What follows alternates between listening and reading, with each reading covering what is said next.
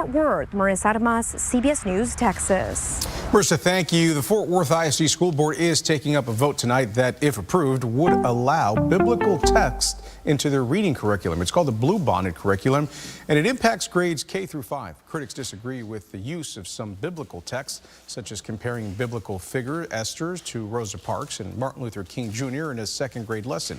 However, supporters say Christian references make up a small portion of the overall curriculum, and it's used because of its historical and cultural relevance. Adopting Bluebonnet learning is optional for school districts, but for those that do, the state provides $60 per student, which is $20 more than other state-approved curriculum. The Dallas Morning News will soon be under new ownership after the approval of a merger with Hearst. Dallas News Corporation, the holding company of the Dallas Morning News and medium giant, announced that shareholders endorsed the merger at a special meeting earlier today. According to the Dallas Morning News, the final sale price was $16.50 a share, giving the company a valuation of over $88 million. The deal is expected to close later this week. Hearst also owns the Houston Chronicle and the Austin American Statesman. President Trump goes on the attack in a fiery speech to the United Nations this morning. I'm really good at this stuff. Your countries are going to hell. Coming up, his criticism of the UN and his message to other world leaders. And Jimmy Kimmel will be returning to late night TV, but not everywhere. What to know about the latest back and forth over the show's reinstatement.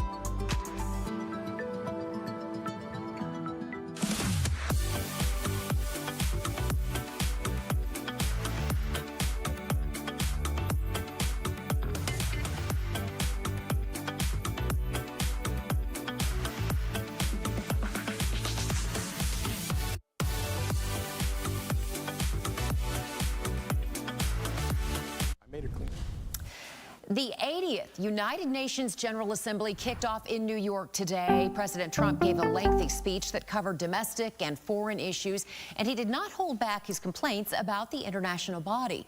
CBS's Erica Brown is following this from the White House. In his address to the UN General Assembly Tuesday, President Trump declared the U.S. is in a golden age. Under my leadership, energy costs are down, gasoline prices are down, grocery prices are down, mortgage rates are down, and inflation has been defeated. He also dished out harsh criticism to the rest of the world. Your countries are going to hell. The president slammed migration and green energy policies, especially in Europe. You're destroying your countries. They're being destroyed. Europe is in serious trouble.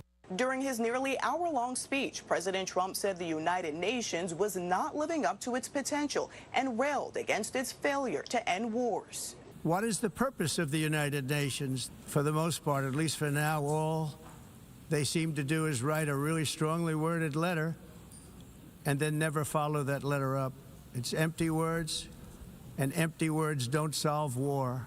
On the sidelines, Trump met with Ukrainian President Volodymyr Zelensky as the war with Russia rages on. Ukraine, I tell you, they are good fighters.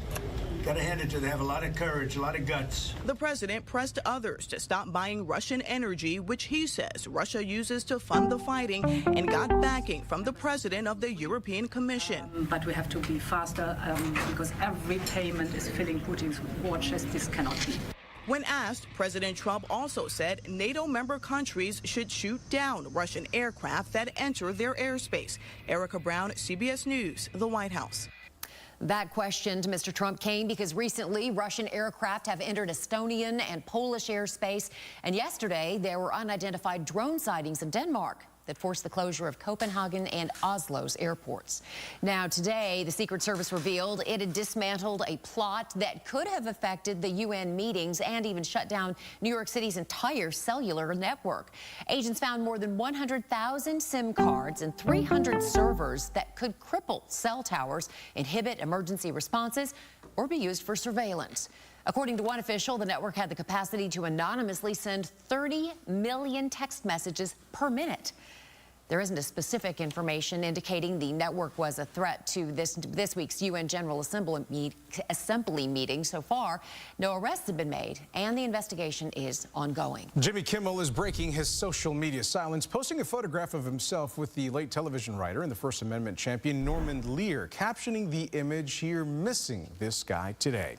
Kimmel will be back on late night TV tonight after Disney suspended him for his comments about the murder of conservative activist Charlie Kirk. But not everyone will be able to see the show. Gwen Baumgartner explains why from Los Angeles. Jimmy Kimmel. The late-night show host will be back on the airwaves tonight, nearly a week after ABC's parent company Disney suspended him for saying this. We hit some new lows over the weekend with the MAGA gang desperately trying to characterize this kid who murdered Charlie Kirk as anything other than one of them and doing everything they can to score political points from it. Disney characterized the comments yesterday as ill-timed and insensitive. But the company said after having thoughtful conversations with Jimmy, we reached the decision to return the show on Tuesday. The suspension drew protests over free speech, with Democrats and even Republican Senator Ted Cruz lodging complaints about FCC Chairman Brendan Carr, who suggested Kimmel should be suspended. That's right out of Goodfellas. That's right out of a mafioso coming into a bar going, "Nice bar you have here. It'd be a shame if something happened to it." Station groups Nexstar and Sinclair say they'll continue preempting Kimmel's show despite Disney's reversal, meaning about a quarter of ABC affiliates will broadcast other programming. Kimmel's fellow late-night hosts are celebrating his return. Our long national late nightmare is over. Our friend Jimmy Kimmel will be back on the air. It's unclear how Kimmel will handle the controversy, but millions are sure to be watching. Gwen Baumgartner, CBS News, Los Angeles. Well, hundreds of stars signed a letter from the ACLU calling the suspension unconstitutional.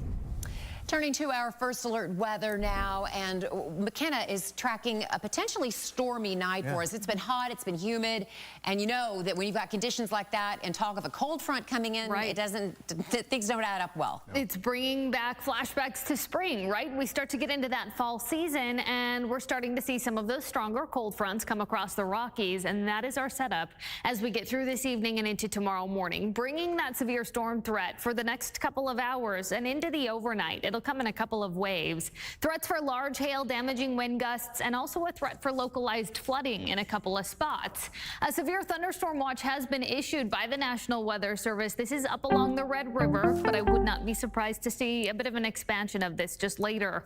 We're looking at that severe thunderstorm watch currently through 10 o'clock this evening. So it is going to be a time frame to remain weather aware as you head out and about. Evening commuters, especially west of 35, and then morning commuters tomorrow as we see another wave that starts to track in. I do want to give you a look at the radar at this point. There's our area of low pressure up through the state of Oklahoma. It is going to move off to the east, and as it does, it's going to drag this cold front with it. And notice out ahead of that cold front, we're already starting to see some of that shower activity. This is for our western counties, places like Mineral Wells. Nothing severe so far, but we are starting to see some of those downpours and really this isolated activity out ahead of the cold front. As that front inches closer, we will see that shower activity increase in coverage. Now, this is part of our problem. Karen alluded to it there. We're at 96 degrees. That current dew point at DFW sits at 77 degrees. That puts our heat index as high as about 110, 111 degrees this afternoon. It is warm out there. You can feel it as you step outside. And again, it is that is going to create some of that instability to help initiate some of that severe thunderstorm activity as we get through this afternoon and through this evening. So something to keep in mind as you do head out. As far as Futurecast goes, I do want to walk you through the timing of all of this activity the next couple of hours. So we're starting to see that isolated activity out ahead of the front. But we get through the next few hours. This is 10 o'clock, and you'll notice those storms are starting to push into Dallas, Tarrant, Collin, Denton counties. So earlier to our northwest and a little bit later, the farther southeast this tracks.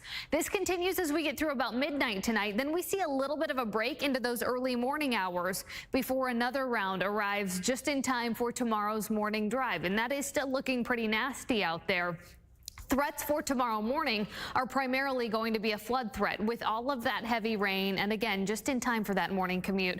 I do think for tomorrow morning, the bulk of that heavy rain will be along and south of the 20 corridor. So if you live in those areas, make sure you are being mindful of that through tomorrow morning.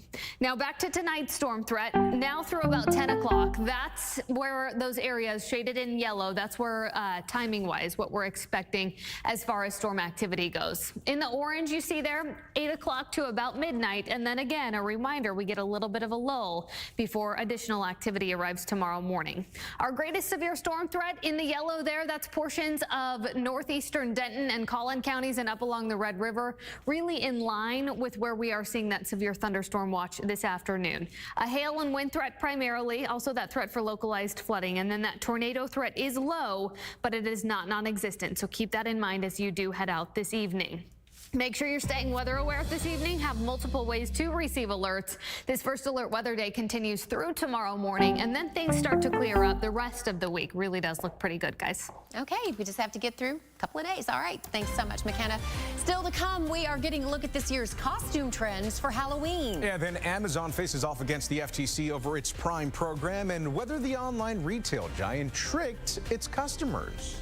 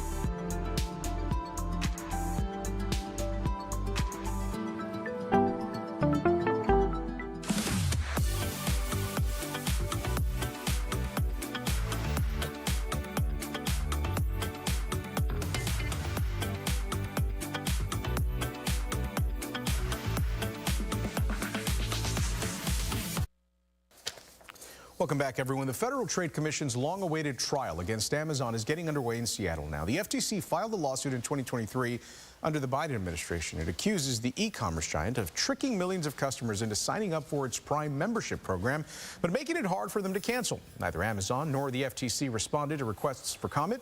Amazon has previously denied any wrongdoing. The trial is expected to last about a month. Starbucks is getting into the Halloween spirit with a new line of spooky cups. The 5 limited edition cups and tumblers feature glow-in-the-dark finishes and 3D textures, and they come in black, purple, and white. They range in price from $15 to $30, but prices and availability may vary based on location. Halloween is 39 days away, so do you have your costume? Spirit Halloween is revealing the biggest trends for 2025, and it appears that green is the new black. Glinda and Elphaba-inspired looks are going to be popular this year, as well as superheroes, including Mr. Fantastic, the Invisible Woman, and an assortment of Spider-Man looks. Other trends the retailer is seeing: Squid Game costumes, Art the Clown, no thank you, SpongeBob, Wednesday Addams, and Fortnite. Coming up in the next half hour, the State Fair of Texas is almost here, but how are you going to get there? What DART is now doing to prepare for its busiest time of the year. And EV sales are surging this month. The reason? The EV tax rebate is about to expire, so dealers are doing whatever they can to move the electrics. What this could mean for the future of EV.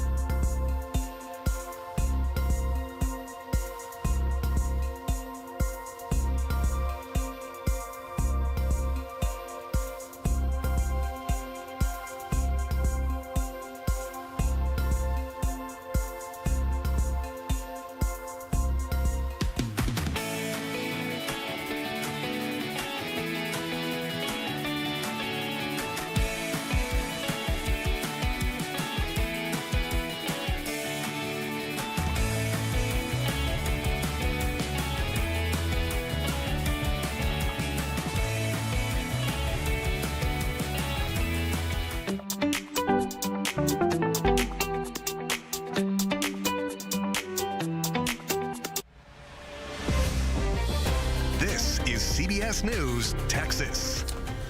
And right now at 4:30, hot and muggy right now, but that's all about to change. It is a first alert weather day because of cold fronts that could bring severe weather to parts of North Texas. Thank you so much for joining us at 4:30, everyone.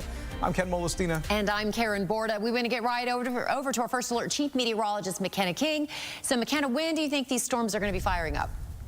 They are already starting to fire off across portions of North Texas, mainly off to the west of 35. We're talking spots like Mineral Wells, places like Breckenridge. I want to get right to that radar and all of those details. That first alert weather day in effect for the rest of this evening, and that does continue through Wednesday morning. We've got about 2 waves that will see this activity. It's a severe storm threat with threats for large hail, damaging wind gusts, and also localized flooding. That tornado threat is low, but it is not non-existent, especially for some of our northeastern counties. So those are all things we'll be watching this evening.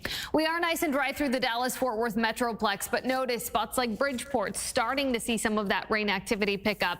We've got Mineral Wells, Graham, Breckenridge. You're starting to see the initial signs that this cold front is getting closer. Palo Pinto will start to see some of that shower activity pushing right toward the city center. Jacksboro starting to see some of that as well. Again, more to come, and this radar is really going to fill in as this cold front continues to march off to the east. That'll increase that shower and storm coverage as we get through this evening.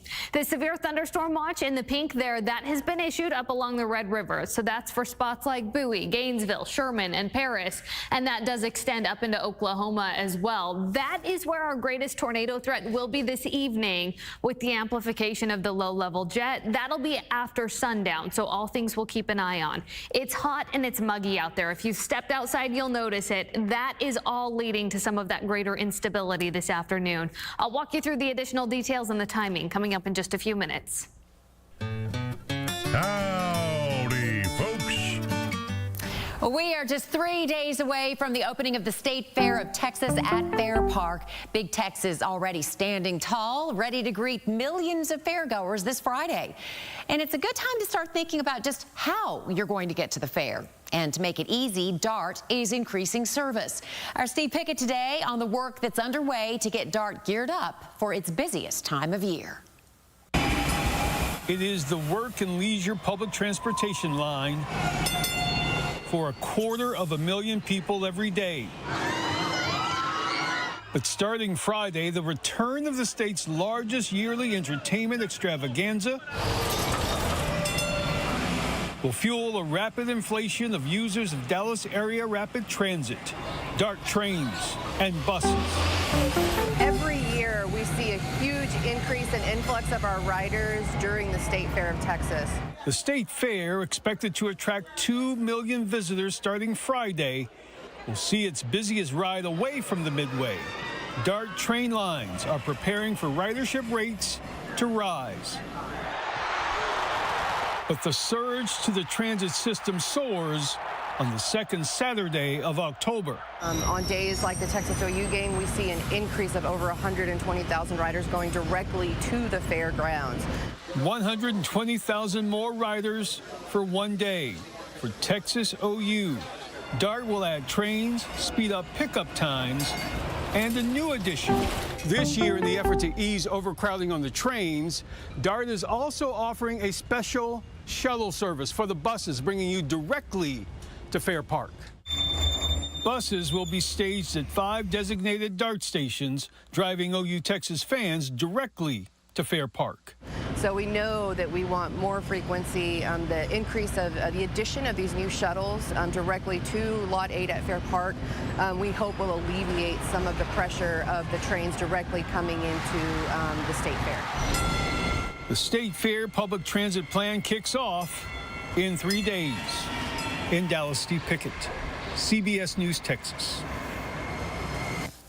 So grab your boots and hat and come out to join us this Friday. The whole gang is going to be there to kick off the 139th State Fair of Texas.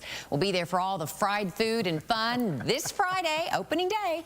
Watch our special coverage starting at 4 p.m. I love that animation, by the way. That looks like a lot of fun. I can't wait. Just a couple days left. All right, well, the city of Fort Worth right now getting ready to get in on the FIFA World Cup action next summer. Earlier today, the city council heard some plans about managing all of the international guests that are expected for these matches here in North Texas. Groups have been formed to work on issues ranging from security to hospitality and even infrastructure. The world's eyes are going to be on the Metroplex during June and July of this coming summer. So we have to be ready to play our part. Well, information for small businesses looking to be a part of the World Cup experience can check out the site fortworth.com/soccer 2026. There will also be a hotline for businesses to connect with Visit Fort Worth for more information. Well, a family is coming together to make sure a prisoner of war is recognized for his heroic efforts long after his passing. Gerald Flynn joined the National Guard in 1940, and a few years later, he was deployed to Northern Africa. By March of 1943, Corporal Flynn became a prisoner of war in Germany for more than 2 years following the Battle of Kasserine Pass. Flynn died in 2002 without receiving a prisoner of war medal. But he was always remembered by his family, especially his grandson, who wrote a book report about him when he was just 13 years old. It's 34 years later, and this brings me such warm memories because it reconnects me to my grandfather. I think about him all the time because if you knew him, you'd say, I want to be like that man. Very honorable thing. After endless days of research and digging, combined with the help of state lawmakers, Gerald's wife was able to receive her husband's medal, a moment 80 years in the making. And you can watch the full story tonight at 10. Electric vehicles are in high demand right now as car buyers rush to cash in on a major tax credit before it ends next week. As Chris Van Cleve reports, dealers are offering their own incentives to get cars off the lot. It's a race against the calendar at Emick Volkswagen in Denver, a sprint to move as many electric vehicles off the lot before the $7,500 federal tax credit expires at the end of the month. To do it, the dealer has been offering lease rates as low as $40 a month. I'm getting an electric vehicle now. It's because of this tax credit. Stephen Hines says he'll save about $400 each month over his last car payment. Just knowing that this was the last month, I feel like I'm really squeaking in and being able to get one. While automakers bet big on EVs, electric vehicles now make up only about 7% of new car sales, fueled by federal and local incentives in states like Colorado, in addition to the steep discounting happening this month at dealerships nationwide. I mean, this deal is absurd, and it's never going to happen again. The question now, what will the phasing out of federal tax credits mean for EV sales come October? And that's going to have a big effect on sales. Economist Patrick Anderson closely follows the auto industry. Do you expect EV sales to fall off a cliff October 1? They can't fall off a cliff because they're not very high. Okay, so they're going to fall off a small hill because that's as high as they got. Already this year, automakers have slowed their production of EVs, pivoting to more popular gas and hybrid vehicles. We'll sell more EVs in 2026 in the United States than we're going to sell this year. Is it growing as fast as maybe what we thought it would a couple of years ago? No, it's a flatter kind of curve. Tim Hovick owns Santan Ford outside Phoenix, one of Ford's biggest sellers of EVs nationally. September of 25 could end up being the single biggest EV month in history. Followed by October, which could be one of the worst EV months. Now, don't say that out loud. We're not looking that direction. But that's the concern, right? It is the concern. It could be challenging. About half of EV owners last year said they picked their vehicle because of the incentives on it. Those federal tax credits are ending now because of a measure the president signed back in July. Chris Van Cleve, CBS News, Phoenix. Still to come, folks, let's face it, it is the best part of any football game. Well, is it really? If it's a good game, I don't know. It's close. But we're going to talk about the food, though. Our friends from Kroger are in studio with just how you can score big with your spread at your next tailgating party. Look at that. And saddle up, Cowboys. The PBR is back in town. And look at this. They brought a friend. We'll introduce you to this big guy and the big event that's in Cowtown this weekend.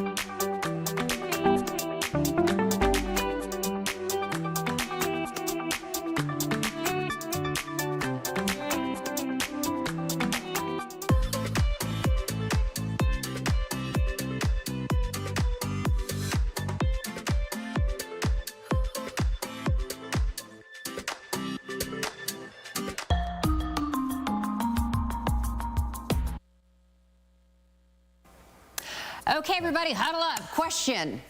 Okay, Ken, you ready? Because I have to have the joke, right? And what's a football game without snacks? Not show average game day. Yeah, I get made fun of for dad jokes. I don't know what you call that, a Karen joke. No, which is worse. No, we don't want you to fumble your next tailgate. Our friends from Kroger are here in studio. They've got some snacks that is going to win over all your friends, all your family. We've got John Votava joining us now from Kroger. Welcome in. Yeah. Thanks for bringing all of this food here. You guys have set up a really, really nice looking spread here. What do we have on the table? These are the hits, right? Yeah, exactly. So a tailgate without snacks, I'd call that a failgate. Oh, yeah. Yeah, so, there you go. So and the pun's going. Yeah, exactly. So, we wanted to put on a nice spread for our friends and family. So, you got to go and you got to get the wings, the party wings. And you guys have these? Yeah. Okay, yeah. all right. Stop by the service deli. Okay. They will whip up a tray for you right there. Okay. And if you want to class it up a little bit, we've got sushi and a nice little, even a little football carrier. But, you can't have any tailgate without your local beers. So we support local breweries, and we want to support Texas breweries as well, too. So stop by for those products. And I love that it's Oktoberfest. Yes, you know exactly. What I mean? It's that time of year. Yeah. And you've got Shiner, too? Okay, yeah, great. Shiner. All right. And then here in the middle, we have what we're calling the Kroger Champion Chips. Okay. So these are a limited time offering. And so we've taken the best appetizers that you can find, and we've turned them into a chip. Mozzarella sticks, that's awesome. Mozzarella stick, pig in a blanket. Yeah. And we've also got buffalo chicken as well, too. So, and then you also have to have your fresh fare, because not everyone wants, the heavy party wings. But of course not. Transitioning over to the protein. So if you're on a wellness kick and you would like to snack, but you still want to get that protein, we've just introduced this Simple Truth protein pack, and it's all these different chips. It's granola bars. It's these little cheese puff balls, but it's more than 80 snacks, and these are free from over 100 ingredients too. So they're healthy, they're natural, and they're great for snacking too, and they're light on carbs as well. Right. So many people are into this right now. Yeah, are really trying to scale back on the carbs and stuff like that, which it's kind of hard to do on game day. So that's great. Talk to us a little bit about your partnership. I mean, you guys have been involved with like Texas high school football for a long time. How does Kroger get involved? With this time of year with high school football? Yeah, the one thing that we don't have here on the table is the $50,000 that Kroger's donating to local high schools all across North Texas. And so it's for the football programs with the Kroger Game of the Week. And then it's also our marching bands as well, too. We want to support the arts as well. So $50,000 that we're putting out there each week, in increments up to $50,000. And we're supporting our local students because we want to ensure that everybody is, funding their programs and they've got the funds to play with. We were actually, one of our reporters was out at watching, a high school tailgate last week. It looked incredible, but that's just something that to me is just so, and I grew up here, but it's like I'm used to college tailgates, I'm used to pro tailgates, but at the high school level, they're getting more and more elaborate too. Exactly. They are. So a spread like this would go a long way. So for folks though who might need help with the planning, I know you guys have some stuff on your website to help. Perfect segue, thank you. So if you look at Kroger.com or the Kroger app, there's thousands of recipes and inspiration that's going to help you put on the perfect spread for your game day. Or if you're just shuttling the kids around and you're thinking, what's for dinner? Kroger is going to help you answer that question. So just look at the website, look at the app. We've got everything that you need in one spot to check it out. So, and then also this weekend, free chocolate milk on Saturday. So there's a digital coupon for that. And then we've got Senior Savings Day on Wednesday, October 1st. So seniors are going to save 5% all day on all their purchases. That's awesome. Thank you so much. Really appreciate your time. Thanks for coming out and showing all of this to us.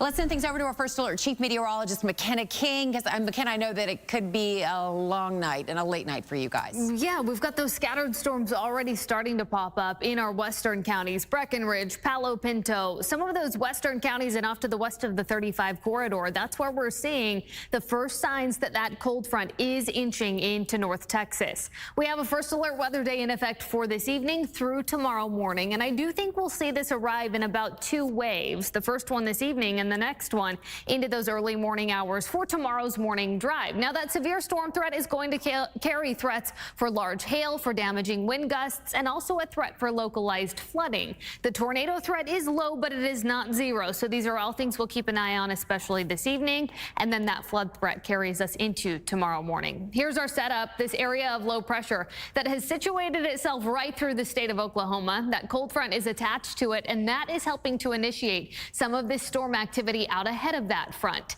It is going to continue to march a little bit farther to the east, and that is why we are starting to see the first signs that it is on the way. Notice spots like Mineral Wells starting to deal with some of this activity. Showers are headed into places like Bridgeport. There's a closer view for you there. We've got a quick shower moving right into Palo Pinto and headed for Weatherford as well. This is traveling right along the 20 corridor there. So keep this in mind as you commute home. If you do live in some of those western spots, those are the places that will see the shower activity first. Here's part of our problem. We still sit at 96 degrees at DFW with those dew points in the upper 70s. That is giving us quite the heat index out there. If you have stepped outside, you have noticed that humid feel. And when we have that high daytime heating on top of that intense moisture, that just helps to create that instability. As that cold front moves in, we have that severe storm threat. Let's walk you through the timing on Futurecast here. As this cold front moves in, here's 10 o'clock tonight, and you'll notice that line of storms really starts to fill in as it marches a little bit closer to Dallas and Tarrant counties and continues to push off to the southeast. Here's those early morning hours. Tomorrow, most of this is headed into East Texas. By that point, we get a little bit of a lull before we see that second wave arrive, just in time for tomorrow's morning drive.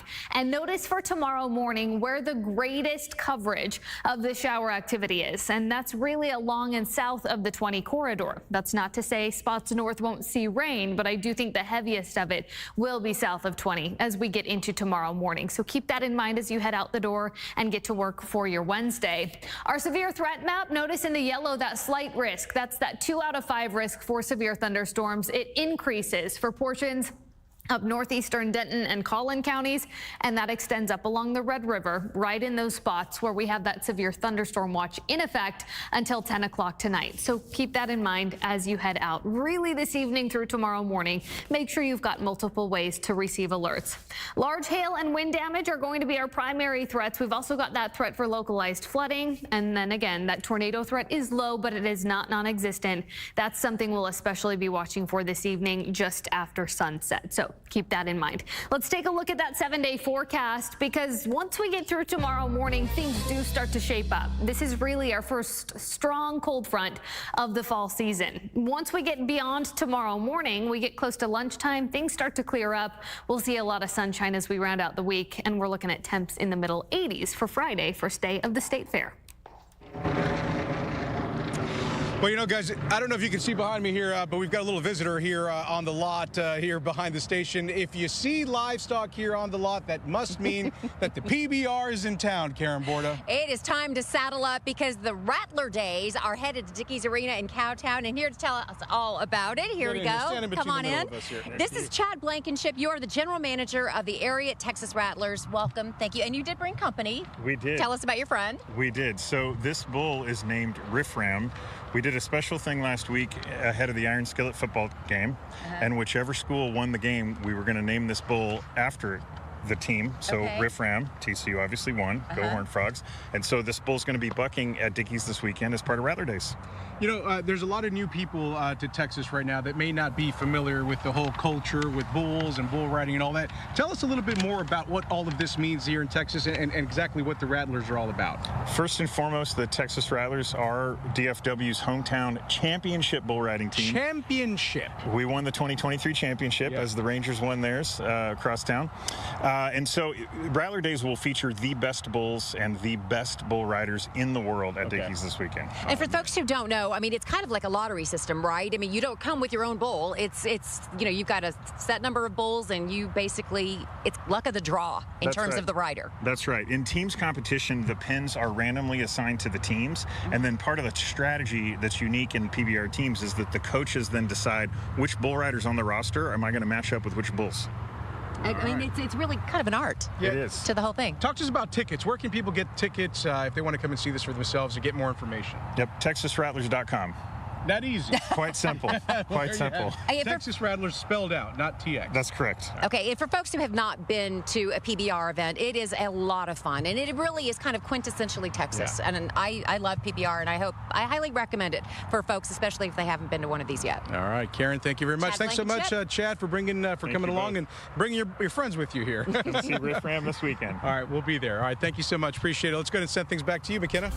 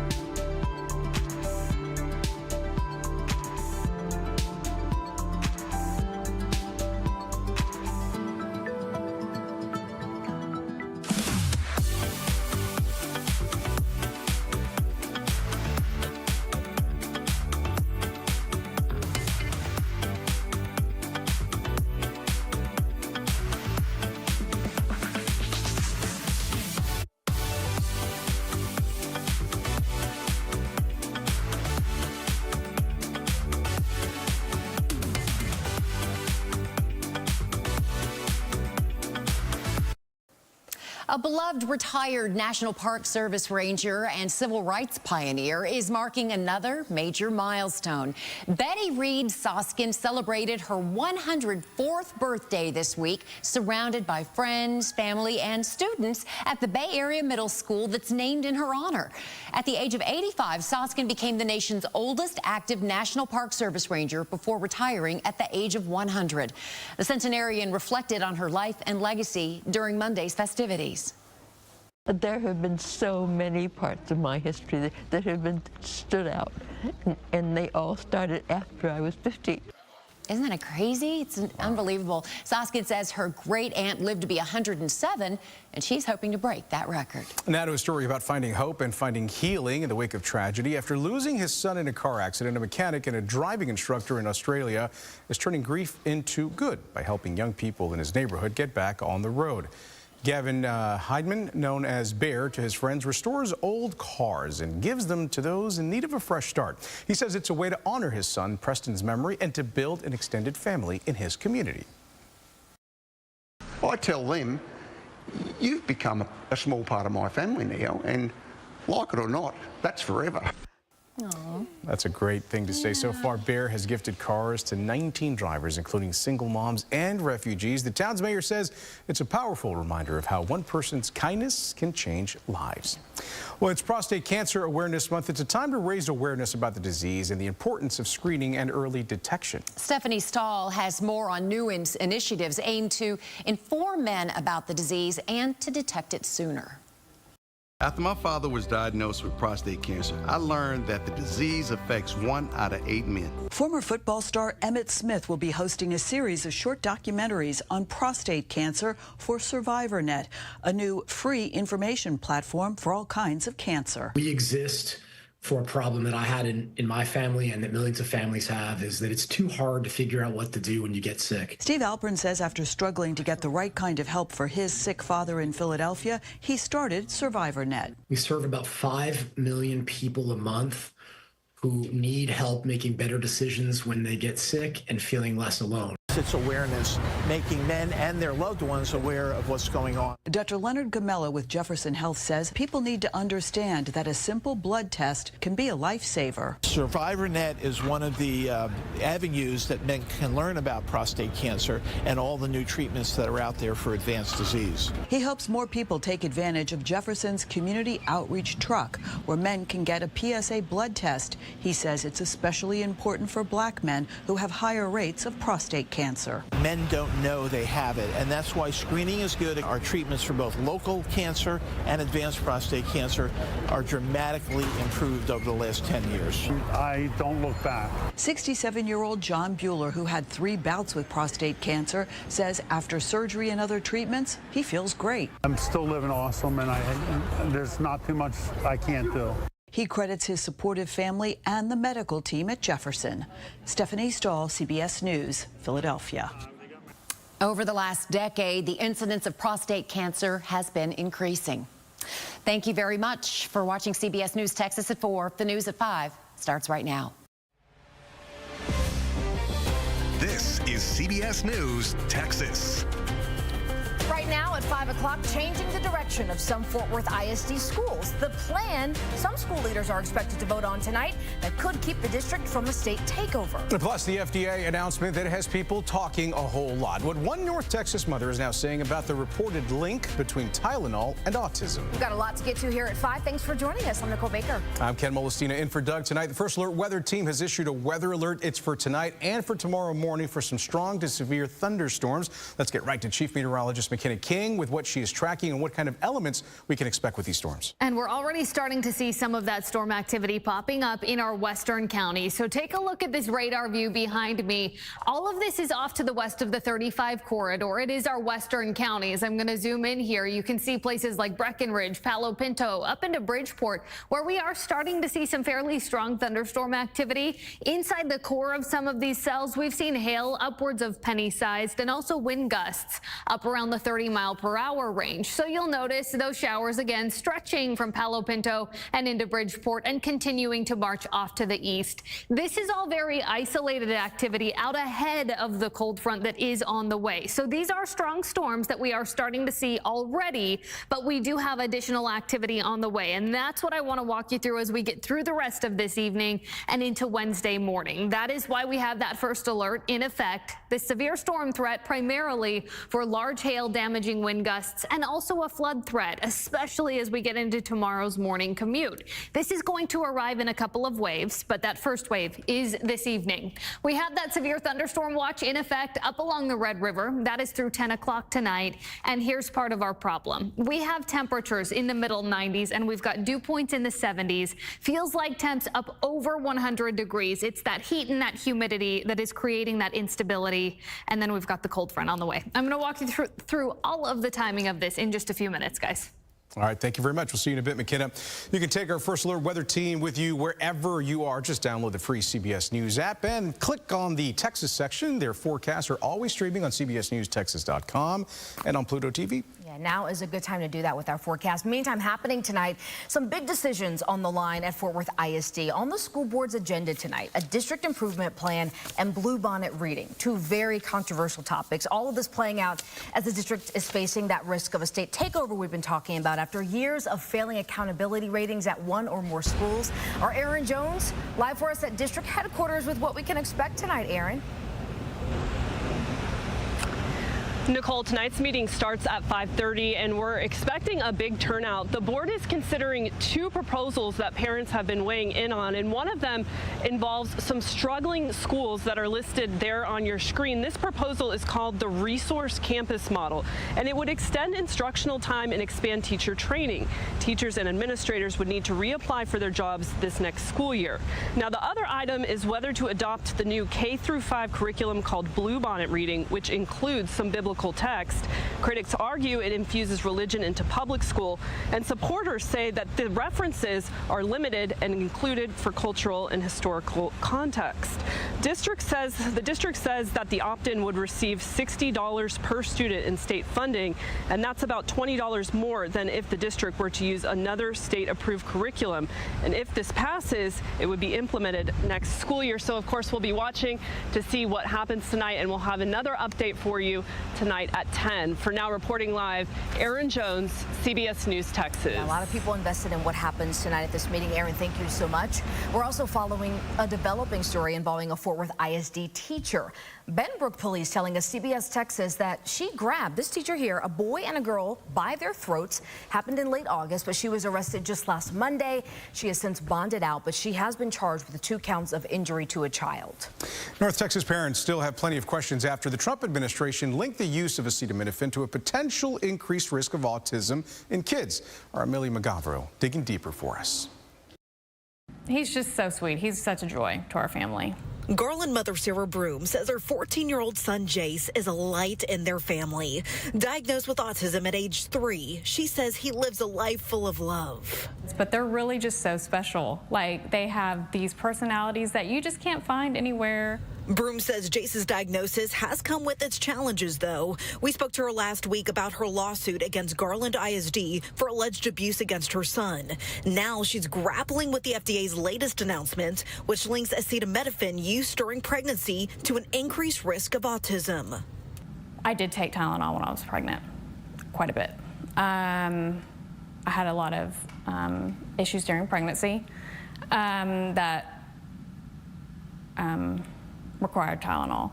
Since 2000, autism rates have surged by much more than 400%. The Trump administration says it will encourage physicians to minimize use of acetaminophen, which is the active ingredient in Tylenol and many cold and flu medications. Broom says she's also involved in a class action lawsuit against Tylenol. I think a lot of this could have been, pushed under the rug, possibly. But I also think that more testing has to be done on the drug itself. Now, other organizations say they do have mixed feelings about Monday's announcement, and even the Autism Society of Texas admits that there is more attention to autism now, just not the kind they want. What we need is a call for support for things. So if we were going to get some attention on issues, those are the issues we would want to see improved. Executive Director Jackie Benestante points to older studies that show the drug is more helpful for pregnant women than harmful. Those Tylenol studies have been around for a long time, and there was one in 2024, but it was 2 million kids. And then after they looked at family and genetics, they actually ruled out the causal link of Tylenols. Broom agrees more studies need to be done, but sees this announcement as positive for her family and others. I feel like it's very comforting to know that at least they're looking into it heavily. That is the biggest thing. In Garland, Amelia McGavro, CBS News, Texas. Well, a very special story to share with you. A family coming together to make sure that a prisoner of war is recognized for his heroic efforts long after his passing. Gerald Flynn joined the National Guard in 1940, and just a few years later, he was deployed to Northern Africa. By March of 43, Corporal Flynn became a prisoner of war in Germany for more than 2 years after the Battle of Kasserine Pass. Well, Flynn passed away in 2002 without receiving a Prisoner of War medal, but he was always remembered by his family, especially by his grandson, who wrote a book report about him when he was just 13. It's 34 years later, and this brings me such warm memories because it reconnects me to my grandfather. I think about him all the time because if you knew him, you'd say, I want to be like that man. Very honorable thing. So special. After endless days of research and digging, and with the help of state lawmakers, Gerald's wife, who you see here, was able to receive her husband's medal, a moment 80 years in the making. We're going to share this full story for you tonight here at 10. It's going to be a good one. Coming up next, a suspect arrested in an ICE protest got his bond revoked and is rearrested. You're going to find out why, and the response is now from his attorney. Plus, another challenge for the state's law that allows the display of the 10 Commandments inside public school classrooms. The North Texas school districts named in the newest lawsuit.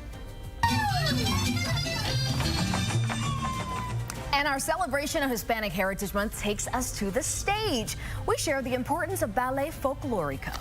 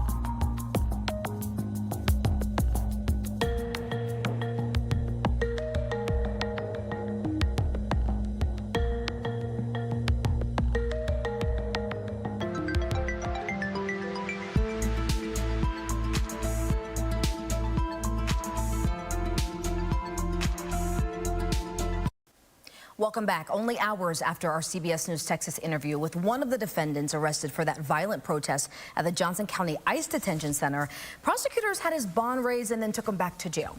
Dario Sanchez accused of tampering with evidence related to that investigation, which he and his attorney both denied doing. Our JD Miles asking that attorney tonight if our interview had anything with Sanchez getting his bond revoked. It's all new for you here at 5. The attorney for Dario Sanchez believes this revocation of bond was in retaliation for his client's interview for us. Sanchez, a former DISD teacher, was out on a $150,000 bond. It's now been suddenly raised to $1 million, and he's back in the Johnson County Jail. This is becoming oppressive. This is arbitrary. This is capricious. This is a violation of so many of his rights. Frank Sellers is the attorney for Dario Sanchez, who faces charges related to the protest over mass deportations outside the ICE detention center in Johnson County. Sanchez told CBS News Texas that he wasn't at the July 4th protest, in which a police officer was shot and wounded. But he was arrested days later for removing some of the protesters from Signal and Discord group chats. He claims he did not delete any of their messages. messages. Johnson County authorities have charged him with tampering with evidence. His attorneys say prosecutors are abusing their authority and that Sanchez should have been charged in Dallas County if he committed a crime because he lives in Irving. I'm going to make that very clear. Dario never set foot in Johnson County until he was put in jail there on a $5 million bond. This did not happen in Johnson County. To be charged with tampering with evidence, it has to be in the county in which it was charged. 16 other defendants are facing charges, including some related to firing at officers. Sanchez, a former teacher, told us before he went back to jail that he was not at the protest and believes only those who fired weapons should be charged. I was vaguely aware that there was going to be a protest. I had seen a flyer that people had shared around, but I had no interest in going. Whoever did this, whoever's responsible for it, I really have no sympathy for them. The Johnson County District Attorney's Office hasn't responded to us about any of this. There will be a hearing tomorrow in a Johnson County court at 1:30 p.m. where Sanchez's attorneys hope to get his bond lowered again. J.D. Miles, CBS News, Texas. JD, thank you very much. It's a first alert weather day as McKenna and the team tracking storms already on the radar. We've got an update for you on the timing. That's coming up next. And a new chapter for Major League Baseball is starting next year. Will it be a home run for the game and the fans? We explain coming up next. They're going to do robot.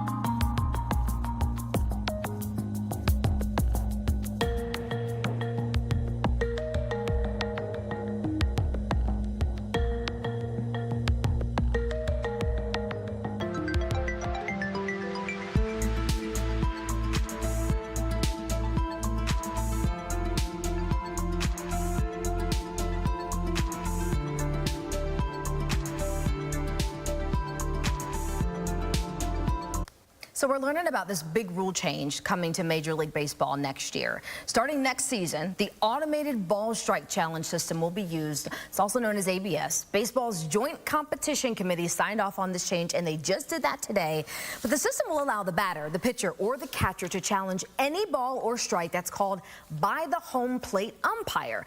What's called the Hawkeye camera technology, that's going to then show the exact location of the pitch on the stadium's video board. Everyone will be able to see that. Teams, though, only allowed 2 challenges per game, and they get to keep their challenge if they are correct. It's going to get a lot of people talking. They already are. Let's get over to First Alert Weather. Chief Meteorologist McKenna King standing by. And McKenna, some serious weather that we're keeping an eye on for tonight. Yeah, we've already got storms firing off in our western counties. Places like Palo Pinto, Breckenridge, Bridgeport. You're starting to see some of the first signs that that cold front is on the way. It was a hot and muggy day out there, and that all helps to create that instability needed. And then that cold front, that's our lifting mechanism. That is why we have that first alert weather day in effect through this evening and into tomorrow morning. I think we'll see this storm activity in 2 waves. That severe storm threat bringing threats for large hail, damaging winds, a localized flood threat, and then that tornado threat is low, but it is not 0. So after sundown, I think especially in those northeastern counties, that's where we'll have to keep a close eye on things.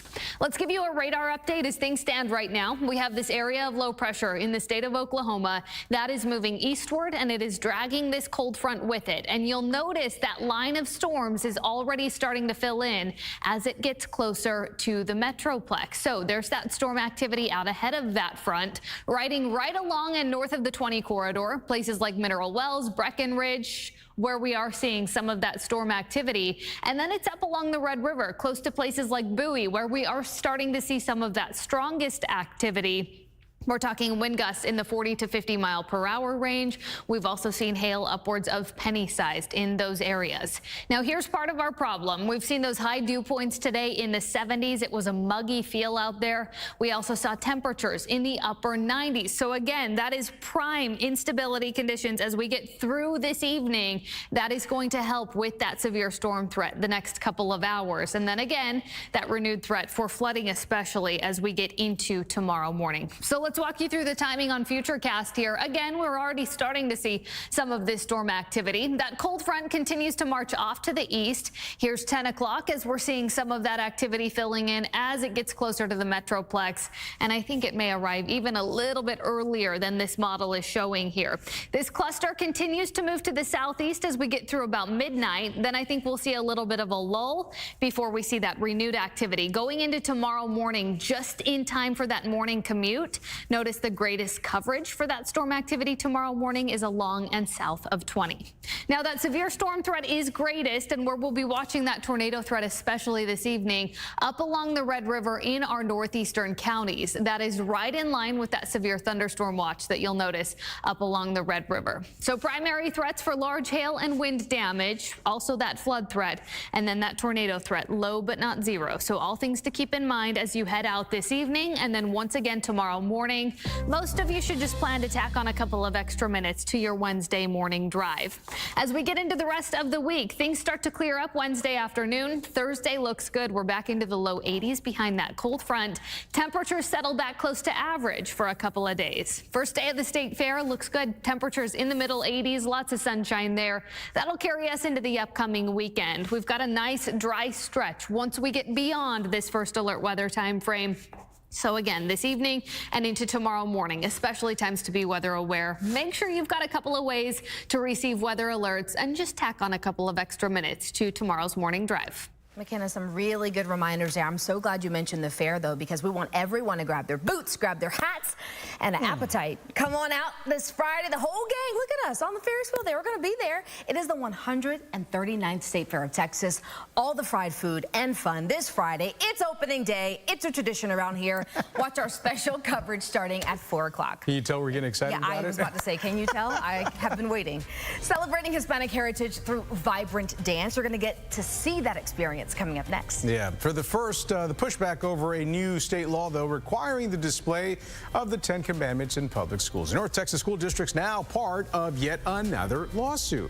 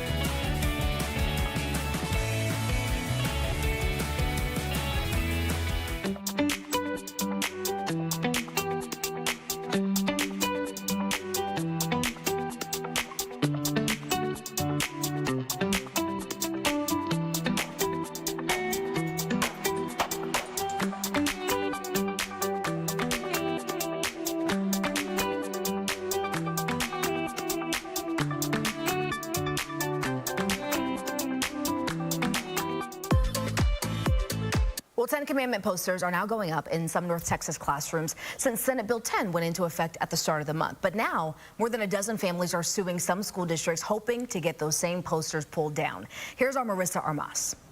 At least 9 North Texas school districts are named in this new lawsuit, including this one, Fort Worth ISD. The families fighting this law say it violates their religious freedom and the separation of church and state.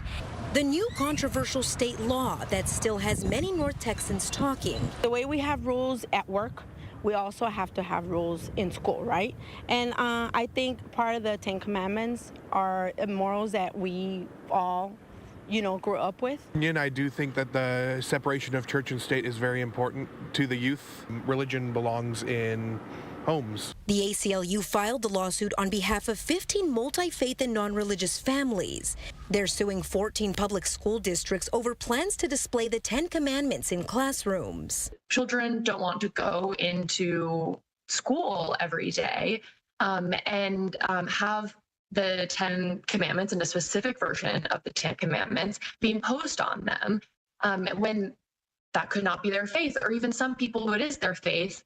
That is not what they go to public school for. Of the 14 school districts named in the lawsuit, 9 are in North Texas, including Fort Worth ISD, Arlington ISD, McKinney, Frisco, Mansfield, Northwest, Azle, Lovejoy, and Rockwell ISD. This new suit comes a month after a federal judge temporarily blocked the law in a separate case involving Plano ISD. It's the right of the parent and the family to make decisions about a child's religious upbringing, religious education, their religious development. CBS News Texas reached out to many of the school districts listed in the suit, several telling us they can't comment on pending litigation. Some people believe this issue is about instilling morals in today's youth. For me, I think the 10 Commandments are the basis of our moral good.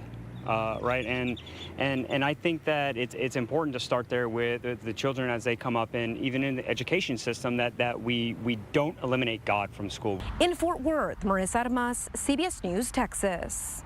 We have covered this issue extensively, by the way, in our Learning Curve series. Our Lacey Beasley has spoken to both sides of this issue, the group leading the 10 Commandments rollout and the teachers union that's opposed to the law. You can watch those stories right now up on our website, cbsnewstexas.com. Just scroll down to the Learning Curve.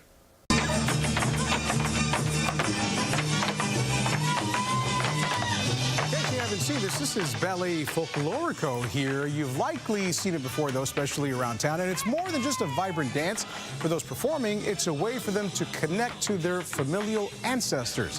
CBS News Texas photojournalist Vince Bosquez with tonight's story as we all continue to celebrate Hispanic Heritage Month. 1, 2, 3, 4, drop. So we teach traditional Mexican folklore. And 1. As an instructor, I like to push my students past their limits. There you go! Nice! We provide dance lessons to children, teens, adults, and seniors throughout the year and get them prepared to go out and do public performances. What we teach here is also traits that they can take with them outside of dance and hopefully help them in whatever path their life takes them.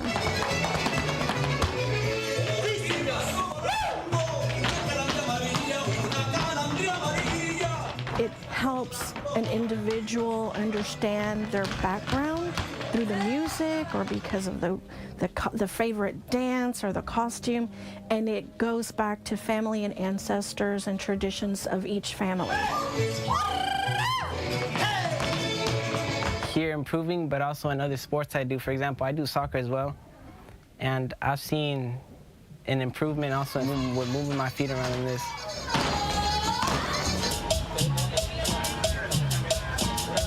Being able to perform in front of an audience is exciting. Loud, colorful,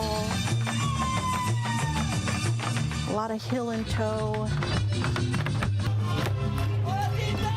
As a performer, we feed off their energy as well. So if we feel like the audience is very into it, we get more into it. we put more energy into it, and we try to create magic.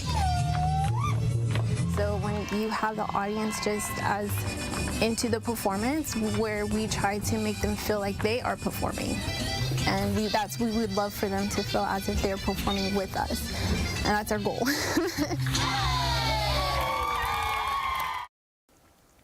Well, finally, tonight, more than 500 North Texas students experience a day full of discovery. Yeah, this is all part of United Way Metropolitan Dallas' Centennial's anniversary. Duncan ISD got to take a field trip to the Perot Museum of Nature and Science. So this was part of STEM Fest for this year, giving students some hands-on experience here, demonstrations, other activities too. FC Dallas legend Kenny Cooper, by the way, and mascot Tex Hooper helped make that connection between soccer and science. Science is almost in everything. We love that. Thank you so much for watching CBS News Texas here at 5. Don't forget, we're streaming for you online all the time at cbsnewstexas.com and Pluto TV. The CBS Evening News coming up next.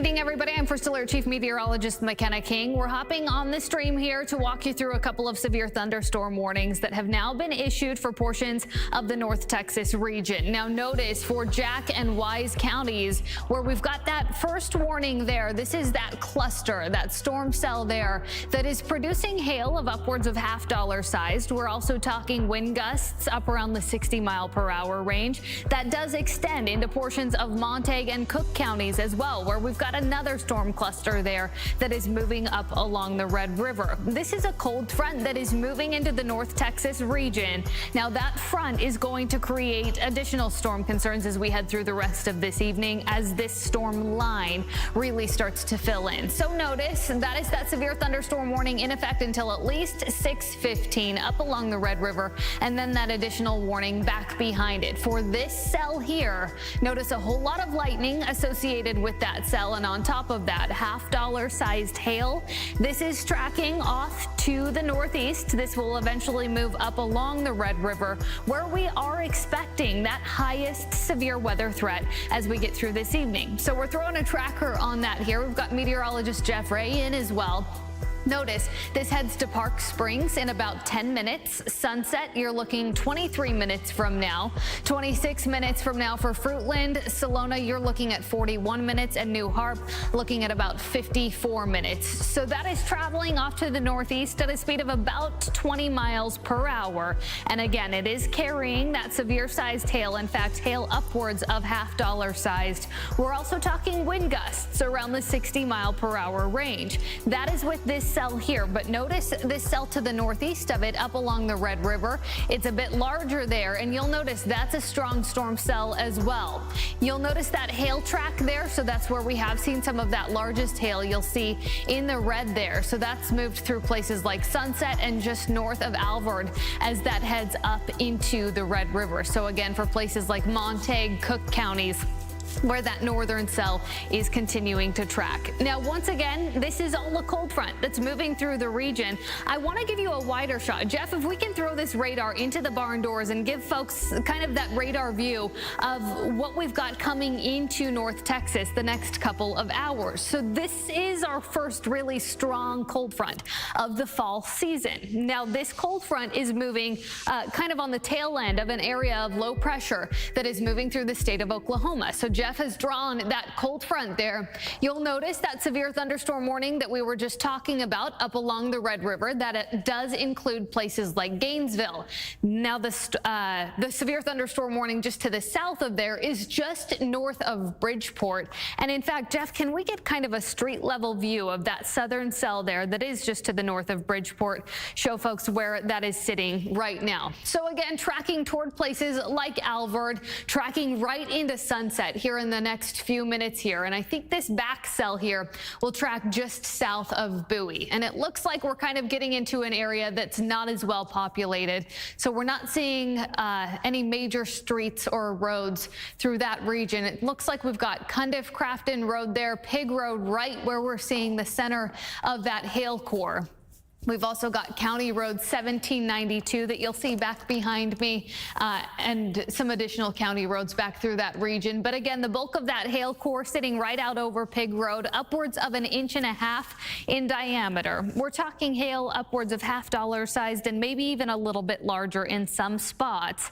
Now again, this is headed right into places like Sunset, which is a spot that's already seen some storm activity with that earlier cell.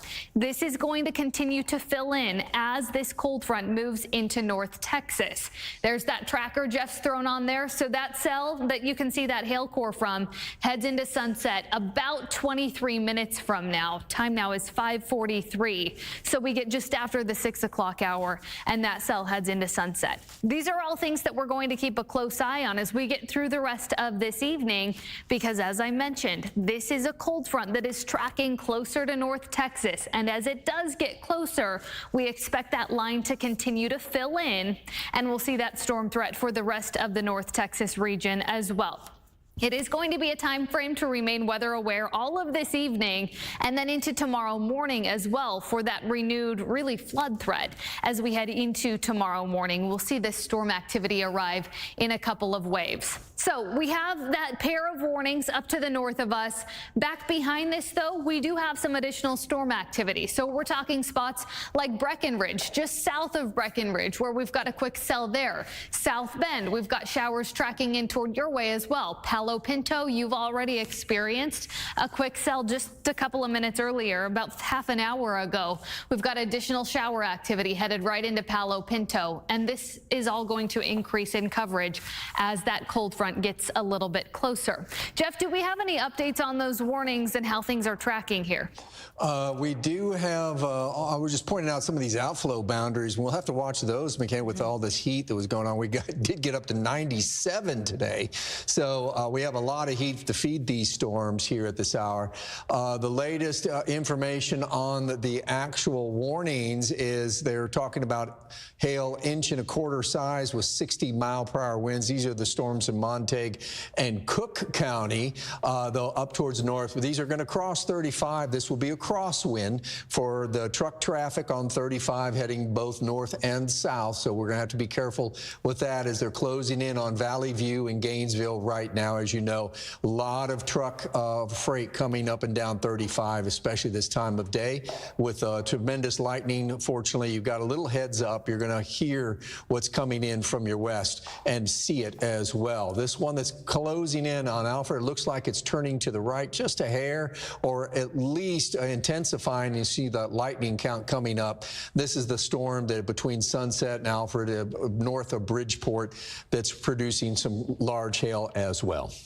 Jeff, do you want to go ahead and take over on that monitor over there, and I'll drive this radar for you, and we can walk through what's back behind all of this? Yeah, let's first look. We'll just reiterate what we're seeing here with the two warned storms. I guess this one right here, McKenna, would be one of more concern, the one that's coming in behind the first one. I mean, they're both warned storms, don't get me wrong. This one has kind of intensified a little bit, probably getting a little more lift as it's breathing in from the southeast, some wind that carried temperatures in the upper 90s this afternoon, and that's a clean flow of that very hot air into the cell. And I think that's one of the reasons it's punching up right now. We're seeing a big display of lightning. So we'll switch over and look at the hail core, because those hail cores were coming down in Montague County and Cook County, but it looks like they're intense. You can see where they were red here in a bit, probably 1.5 inch size hail.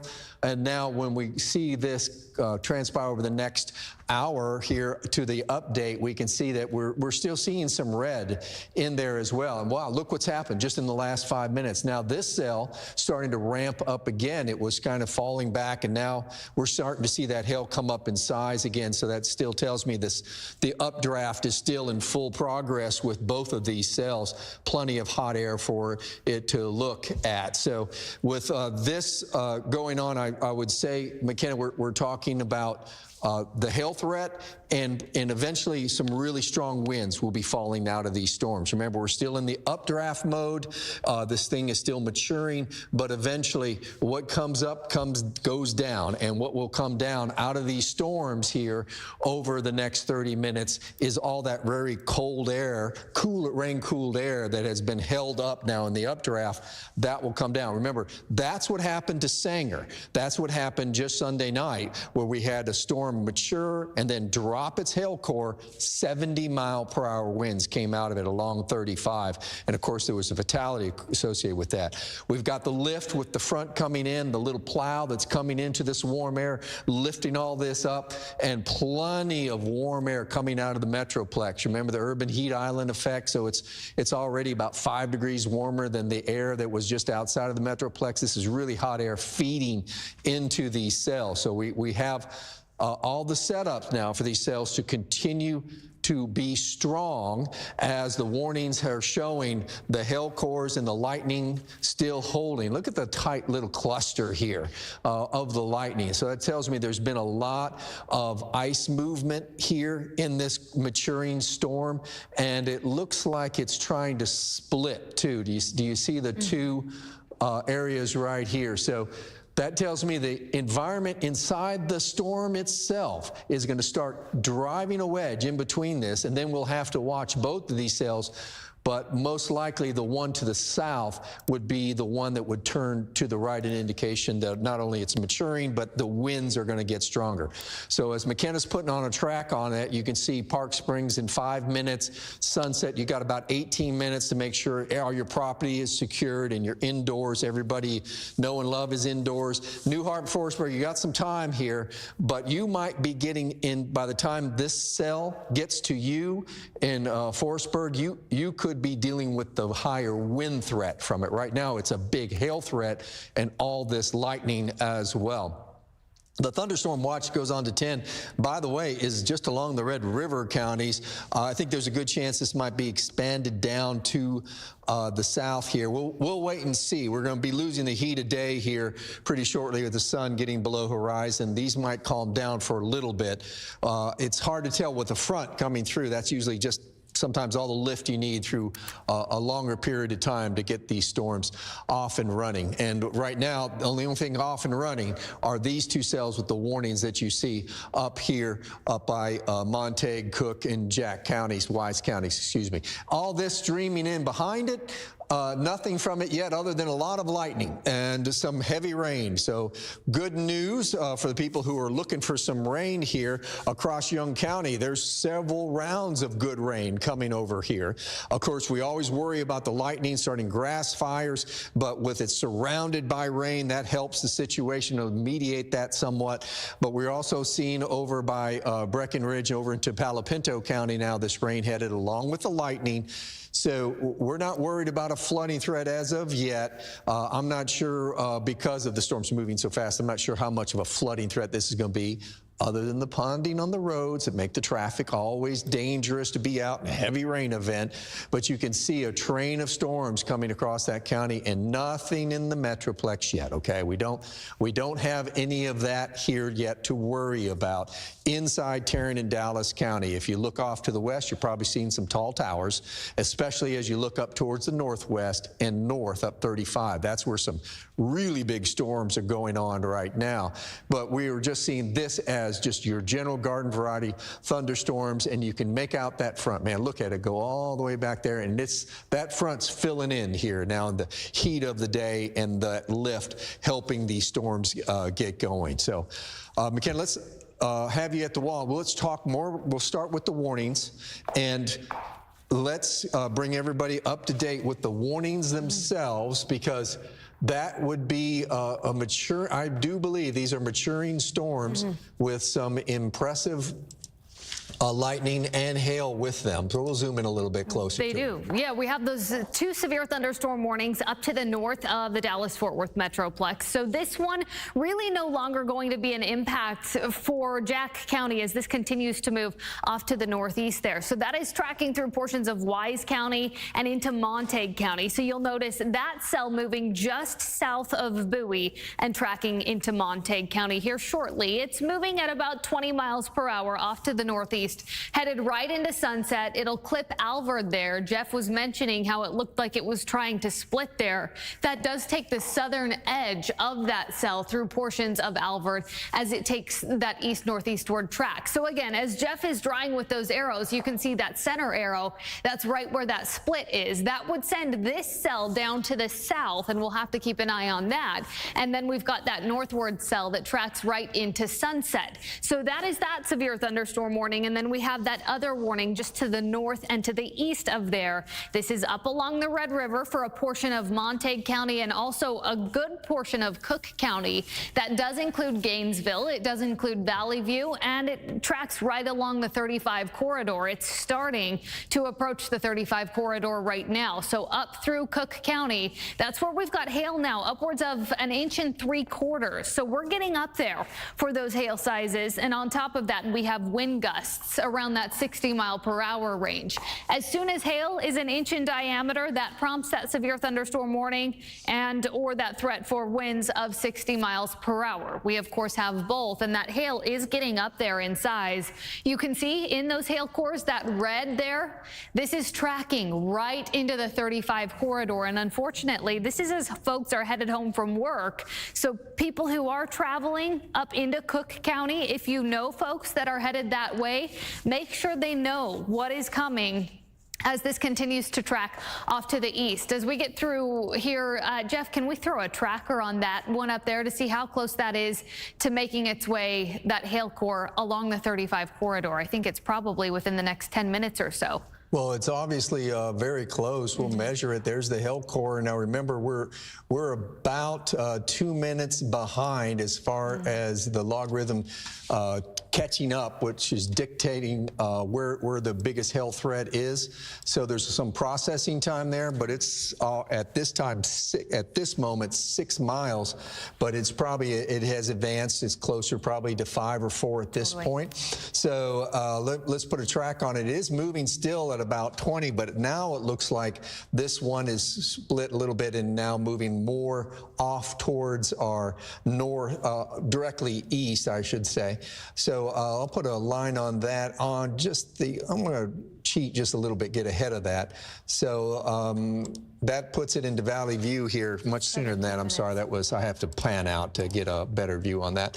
But this is going to, just here in the next few minutes. Yeah. That approaches 35. You just got to know that that lightning that you're seeing, if you're driving down 35, that is not good for you. That is going to bring some strong winds. It's going to be in Valley View in 12 minutes. And then it'll cross over into Mountain Springs north of the lake there in about 33 minutes. Might not have quite the punch or have a different threat by then, but this is closing in, and McKenna, they're going to hear it. There is a lot of lightning with this storm. And as we mentioned, $half sized hail, but we've even seen some larger hail in that core there. We're talking up to 1 3/4 inches, and that is approaching that 35 corridor. So if you do know people who are traveling this corridor and headed home, make sure they are aware of this threat, because it arrives along 35 here in the next 10 to 15 minutes.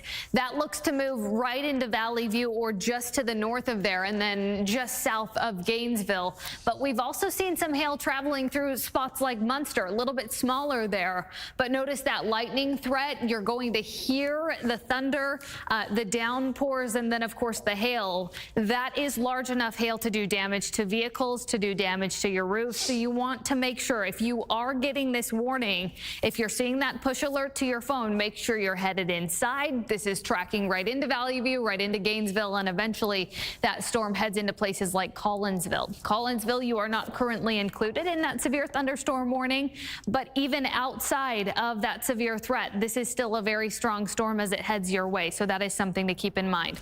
This is that next warning that we're keeping a close eye on. And again, as we've mentioned, headed right into Sunset. So that is crossing over into Montague County right as we speak, that hail core there. And we're seeing some large hail, upwards of $half sized and maybe even a little bit larger, as that storm cell moves right into Sunset. That is going to mark, at least for this cell, close to the end of the threat for Jack and Wise counties as this crosses up into some of our Red River counties. So again, Montague County, where we've already seen 2 severe thunderstorm warnings. We've got hail upwards of 1.5 inches in diameter. Again, that is tracking right into Sunset right now. So that is crossing in over to, looks like State Highway 287 there. Roads around FM, it looks like 3264.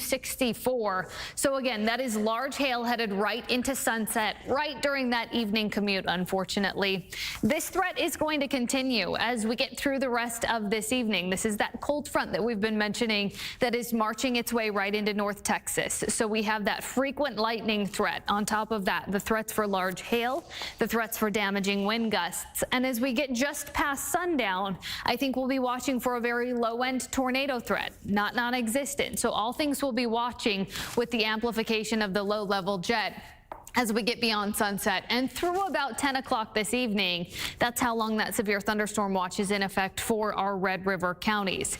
Those are those two clusters that we're keeping a close eye on, and notice that additional orange box that tracks over the Red River. So right through our Red River counties, and that is just an extension of this warning here as that cell continues to move a little bit farther to the north through Cook County, and eventually that's going to cross into places like Whitesboro, looks like places like Sherman and Denison as it continues to take that east-northeastward track. So that's for Cook, and now extended into Grayson counties there. It's really that northwestern quarter of Grayson County where we've got half-dollar sized hail plus in a couple of spots those 60-mile-per-hour wind gusts. I do want to zoom out and give you that full radar scope real quick here to give you some perspective on what's to come as we get through the rest of this evening, because we've seen the daytime heating. It was a hot and muggy day across North Texas.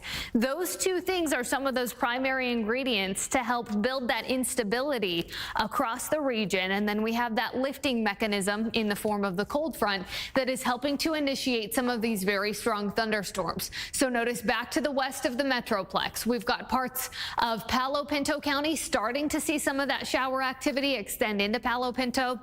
And then back behind it, we've got places like Stevens County dealing with some of those stronger storms as well. No severe weather there yet. That's something that we will be watching. Breckenridge, all around you, you're dealing with those scattered thunderstorms. Graham is dealing with them right now as well.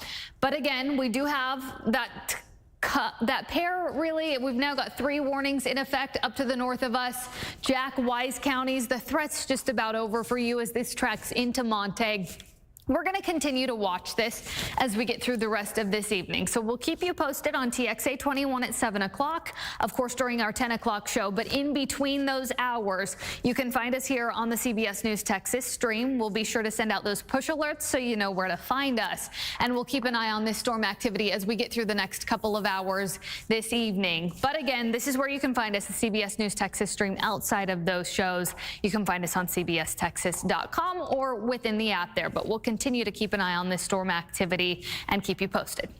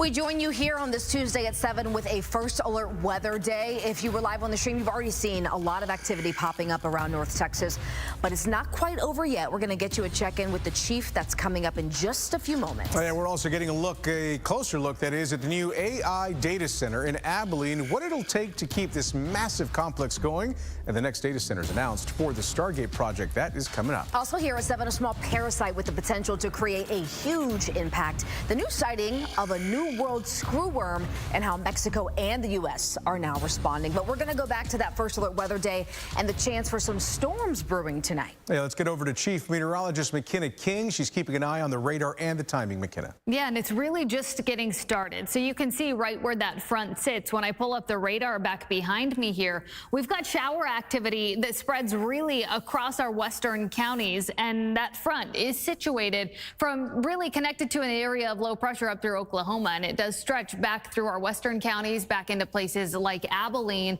And that is bringing some of those stronger storms our way. In fact, up along the Red River, just in the last 30 minutes, we've had severe thunderstorm warnings in this area. Notice we're just starting to see those expire. We've been seeing hail upwards of $half sized and even a little bit larger in some spots. Wind gusts in excess of 60 miles per hour. But we have more to come. The cold front is just headed into North Texas. Notice it's bringing some pretty strong thunderstorm activity to places like Palo Pinto and moving right back into Breckenridge as well. This front is going to continue to march off to the east as we head through the next several hours this evening. So that is going to bring us those strong and severe thunderstorm threats, primarily going to be watching for a large hail and a damaging wind threat. But I do want to walk you through the timing on Futurecast here. Notice this starts to push closer to the Metroplex next couple of hours here. In fact, between about 9 and 10 o'clock, you start to see some of that scattered shower activity right through the Metroplex, but some of those stronger storms off to our northeast. Those are areas that are under a little bit of a stronger and a larger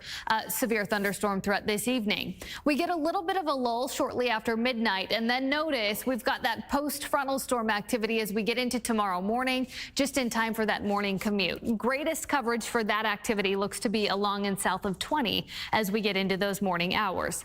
There's that severe threat map, and as I mentioned, those northeastern counties, that's where we have that level 2 out of 5 risk for severe thunderstorms. We'll be watching a very low-end threat for tornadic activity just after sundown this evening, especially in those areas. So that's something that we'll keep you posted on, and of course keep an eye on the rest of this evening.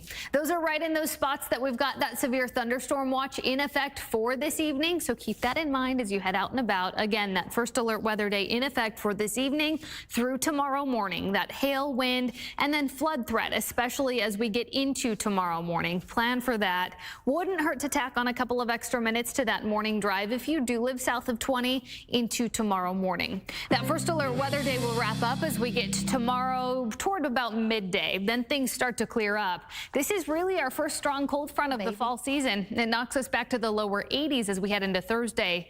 Middle 80s for the first day of the state fair on Friday, guys. We're liking that a lot. McKenna, thank you. We'll chat with you in just a little bit. Right now, though, some breaking news to get to. We have just confirmed in the last few minutes that Fort Worth's fire chief is now on administrative leave. Yeah, his name is Jim Davis. There's a photo of him. A city spokesperson tells us that he is on paid administrative leave tonight.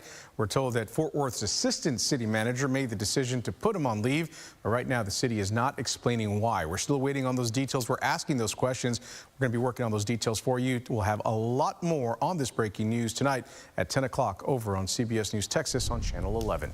Right now at 7, some big decisions are on the line at Fort Worth ISD. Here's a live look inside the school board meeting where an improvement plan and biblical text are on the agenda. All of this is playing out as the district is facing the risk of a state takeover, of course, because of a series of failing accountability ratings. Our Erin Jones at district headquarters tonight. She's watching this meeting very closely, and she tells us what the board is considering. Tonight, the school board is considering 2 proposals that parents have been weighing in on. One involves struggling schools that are listed there on your screen. It's called the Resource Campus Model. This would extend instructional time and expand teacher training. Teachers and administrators would need to reapply for their jobs this next school year. Now, the other item is whether to adopt a new K-5 curriculum called Bluebonnet Reading, which includes some biblical text. Critics argue it infuses religion into public school. Supporters say the references are limited and included for cultural and historical context. Districts that opt in would receive $60 per student in state funding. That's $20 more than if the district were to use another state-approved curriculum. Now, if this passes, it would be implemented next school year, and we'll be watching to see what happens, and we'll have an update for you tonight at 10. In Fort Worth, Aaron Jones, CBS News, Texas. Aaron, thank you very much. I got an update for you now on the Stargate AI data complex in Texas. The Associated Press has some new photos of the entrance to the facility in Abilene. This is OpenAI. It is their flagship center. And today, we're learning there will be another 5 centers around the U.S., included a few more in Texas. OpenAI, SoftBank, and Oracle are working together on this expansion. 2 other facilities will be in Texas. We're told they will be in Shackleford County and Milam County. The others will be in New Mexico and Ohio, and we're told the 5th location will be somewhere in the Midwest. The flagship facility in Abilene is supposed to be the biggest facility. It is made up of 8 buildings, but only 1 of those buildings is up and running at the moment.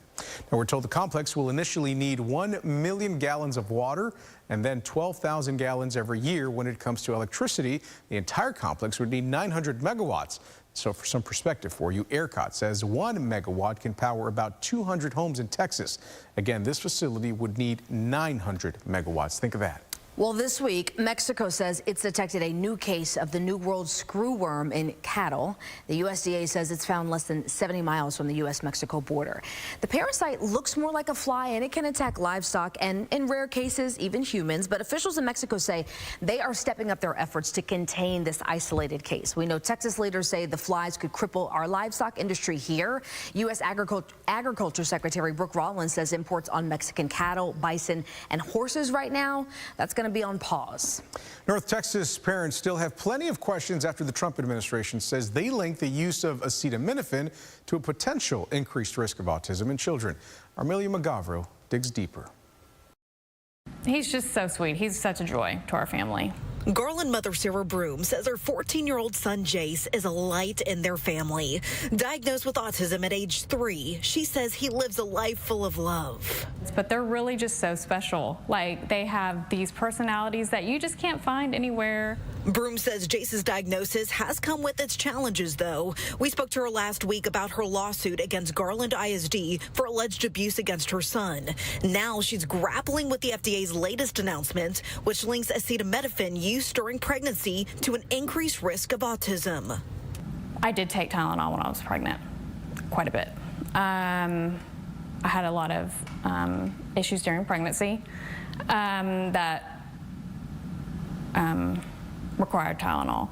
Since 2000, autism rates have surged by much more than 400%. The Trump administration says it will encourage physicians to minimize use of acetaminophen, which is the active ingredient in Tylenol and many cold and flu medications. Broom says she's also involved in a class action lawsuit against Tylenol. I think a lot of this could have been, you know, pushed under the rug, possibly. But I also think that more testing has to be done on the drug itself. Now, other organizations say they do have mixed feelings about Monday's announcement, and even the Autism Society of Texas admits that there is more attention to autism now, just not the kind they want. What we need is a call for support for things. So if we were going to get some attention on issues, those are the issues we would want to see improved. Executive Director Jackie Benestante points to older studies that show the drug is more helpful for pregnant women than harmful. Those Tylenol studies have been around for a long time, and there was one in 2024, but it was 2 million kids. And then after they looked at family and genetics, they actually ruled out the causal link of Tylenols. Broom agrees more studies need to be done, but sees this announcement as positive for her family and others. I feel like it's very comforting to know that at least they're looking into it heavily. That is the biggest thing. In Garland, Amelia Magavro, CBS News, Texas.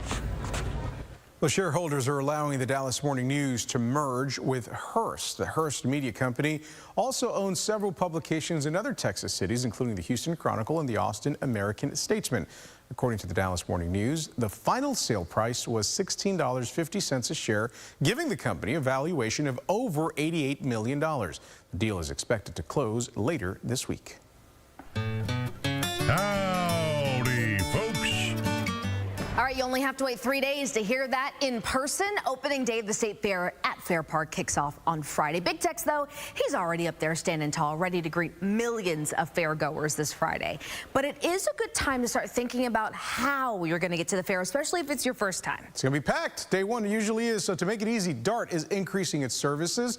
Our Steve Pickett reports on the work that's underway right now to get DART geared up for this busy time of the year. It is the work and leisure public transportation line for 250,000 people every day. But starting Friday, the return of the state's largest yearly entertainment extravaganza will fuel a rapid inflation of users of Dallas area rapid transit, DART trains, and buses.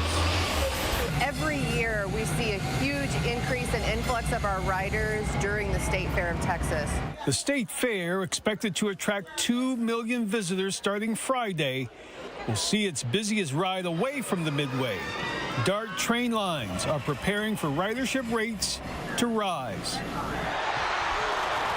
But the surge to the transit system soars on the second Saturday of October. On days like the Texas OU game, we see an increase of over 120,000 riders going directly to the fairgrounds. 120,000 more riders for one day for Texas OU. DART will add trains, speed up pickup times, and a new addition. This year, in the effort to ease overcrowding on the trains, DART is also offering a special shuttle service for the buses, bringing you directly to Fair Park. Buses will be staged at 5 designated DART stations, driving OU Texas fans directly to Fair Park. So we know that we want more frequency. The increase of the addition of these new shuttles directly to Lot 8 at Fair Park, we hope will alleviate some of the pressure of the trains directly coming into the State Fair. The State Fair public transit plan kicks off in 3 days. In Dallas, Steve Pickett, CBS News, Texas. And we cannot wait. So do us a favor, grab your boots, grab your hat, grab your appetite. Meet us out there on Friday. The whole gang is going to be out there kicking off the 139th State Fair of Texas. We've got all the fried food, all the fun, all happening Friday. It's our opening day. Our special coverage starts for you at 4 o'clock. Say it again. How many days? Just 3. Just 3. That's it. All right, let's get back to our first alert weather right now. If you're just joining us, we do have the potential for storms tonight. Let's get over to Chief Meteorologist McKenna King. She's got an eye on all of it. And we do have a newly issued severe thunderstorm warning. This is for Wise County, and it is moving into places like Bridgeport. I want to give you a look at that storm cell right now. This is a cold front that is marching into North Texas. There is that newly issued severe thunderstorm warning there. Notice that's headed toward places like Decatur. We've got the lightning associated with that. We've also got wind gusts in excess of 60 miles per hour. We have hail upwards of quarter size. So those are the severe parameters there. And we are looking at that cell right over Bridgeport, but the strongest of it is back through portions of Jack County and just headed into Wise. You can see the heaviest of that rain is in those darkest reds, and that is all tracking into Wise County. Bridgeport, you are included in this warning. You're dealing with the brunt of it right now. This is headed toward Decatur, and it is tracking off to the east at about 30 miles per hour. So it'll bring those impacts maybe just south of Alvord. It may clip Alvord, but most of that headed through Bridgeport and eventually into Decatur here in the next few minutes. So we're taking a look at the track 8 minutes out from Bridgeport. That's kind of the center of that cell. Bridgeport, of course, you're already starting to see some of the leading edge of that rain.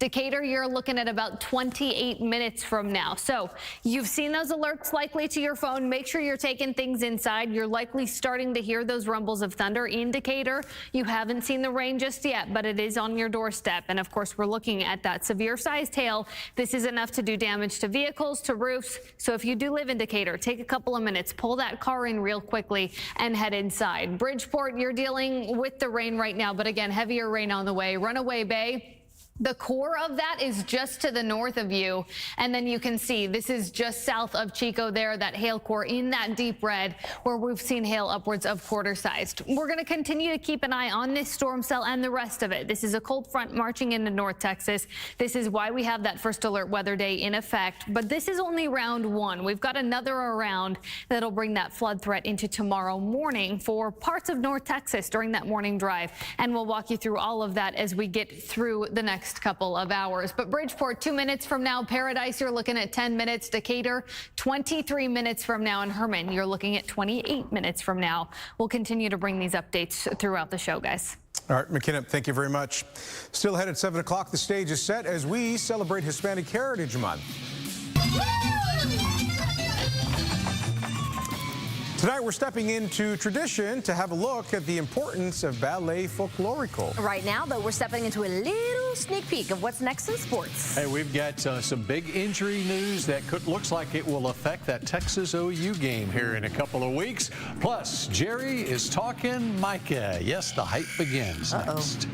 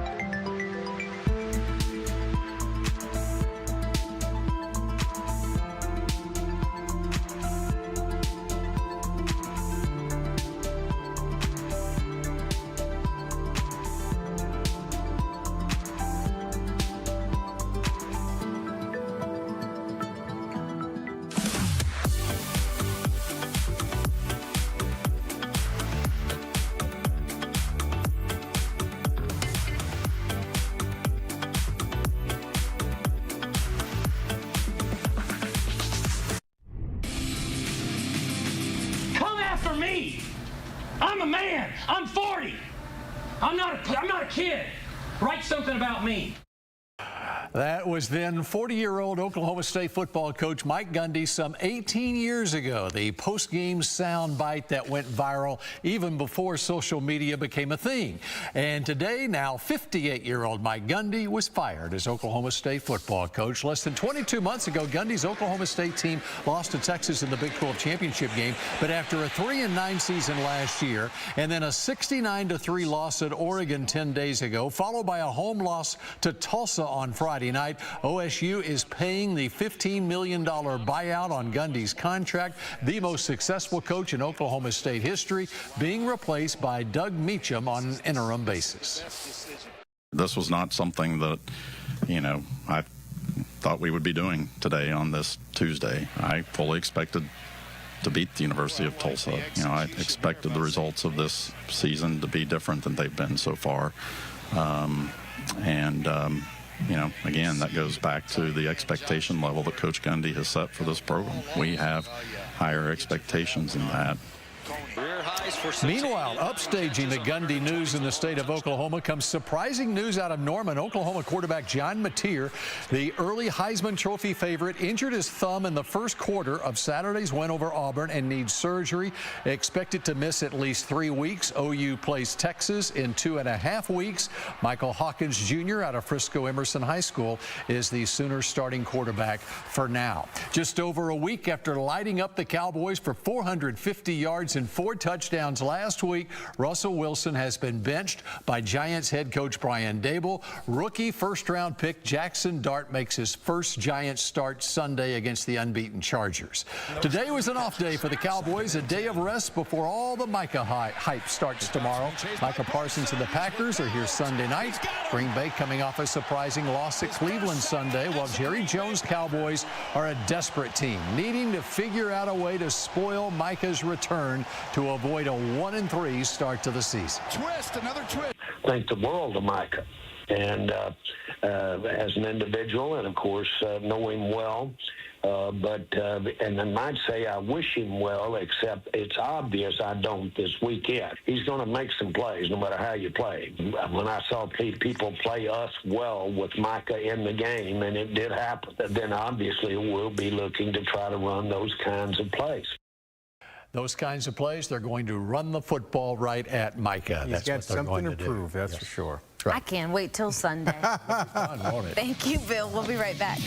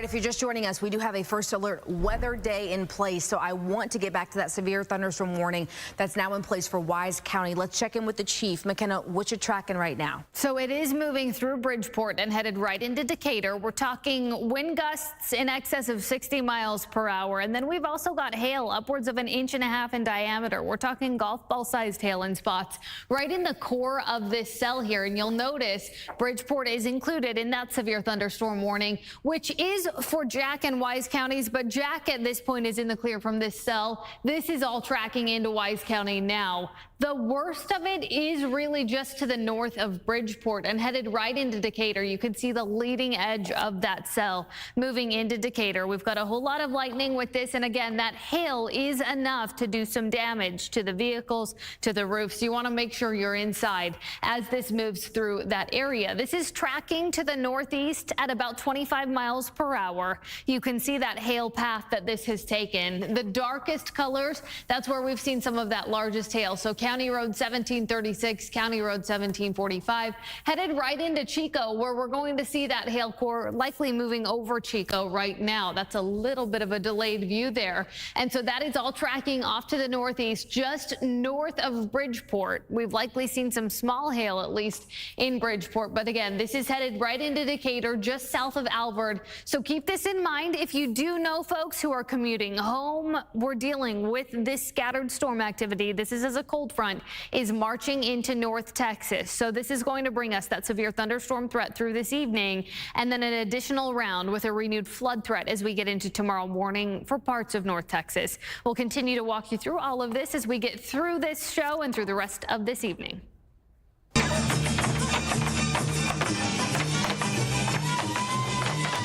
That's Ballet Folklorico. You've likely seen it before, and it is more than just a vibrant dance. For those performing, it's a way for them to connect to their familial ancestors. CBS News Texas photojournalist Vince Bosquez with tonight's story as we continue to celebrate Hispanic Heritage Month. 1, 2, 3, 4, drop. So we teach traditional Mexican folklore. And 1. As an instructor, I like to push my students past their limits. We provide dance lessons to children, teens, adults, and seniors throughout the year and get them prepared to go out and do public performances. What we teach here is also traits that they can take with them outside of dance and hopefully help them in whatever path their life takes them.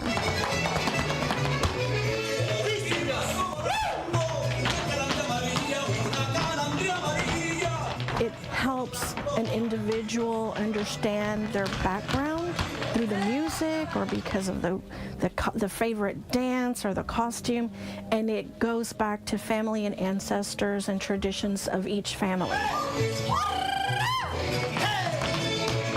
Here improving, but also in other sports I do. For example, I do soccer as well, and I've seen an improvement also with moving my feet around in this.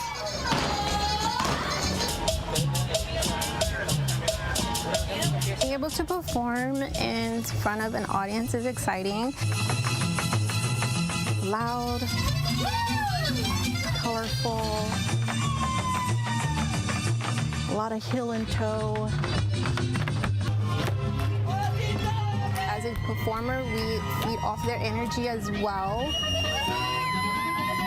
So if we feel like the audience is very into it, we get more into it. We put more energy into it, and we try to create magic. So when you have the audience just as into the performance, where we try to make them feel like they are performing. And we would love for them to feel as if they're performing with us. And that's our goal. We love to see that. By the way, our first alert weather day, not quite over yet. We're keeping an eye on radar for you, and we're timing out the chance for storms in North Texas. We're going to check back in with Chief Meteorologist McKenna King right after this break.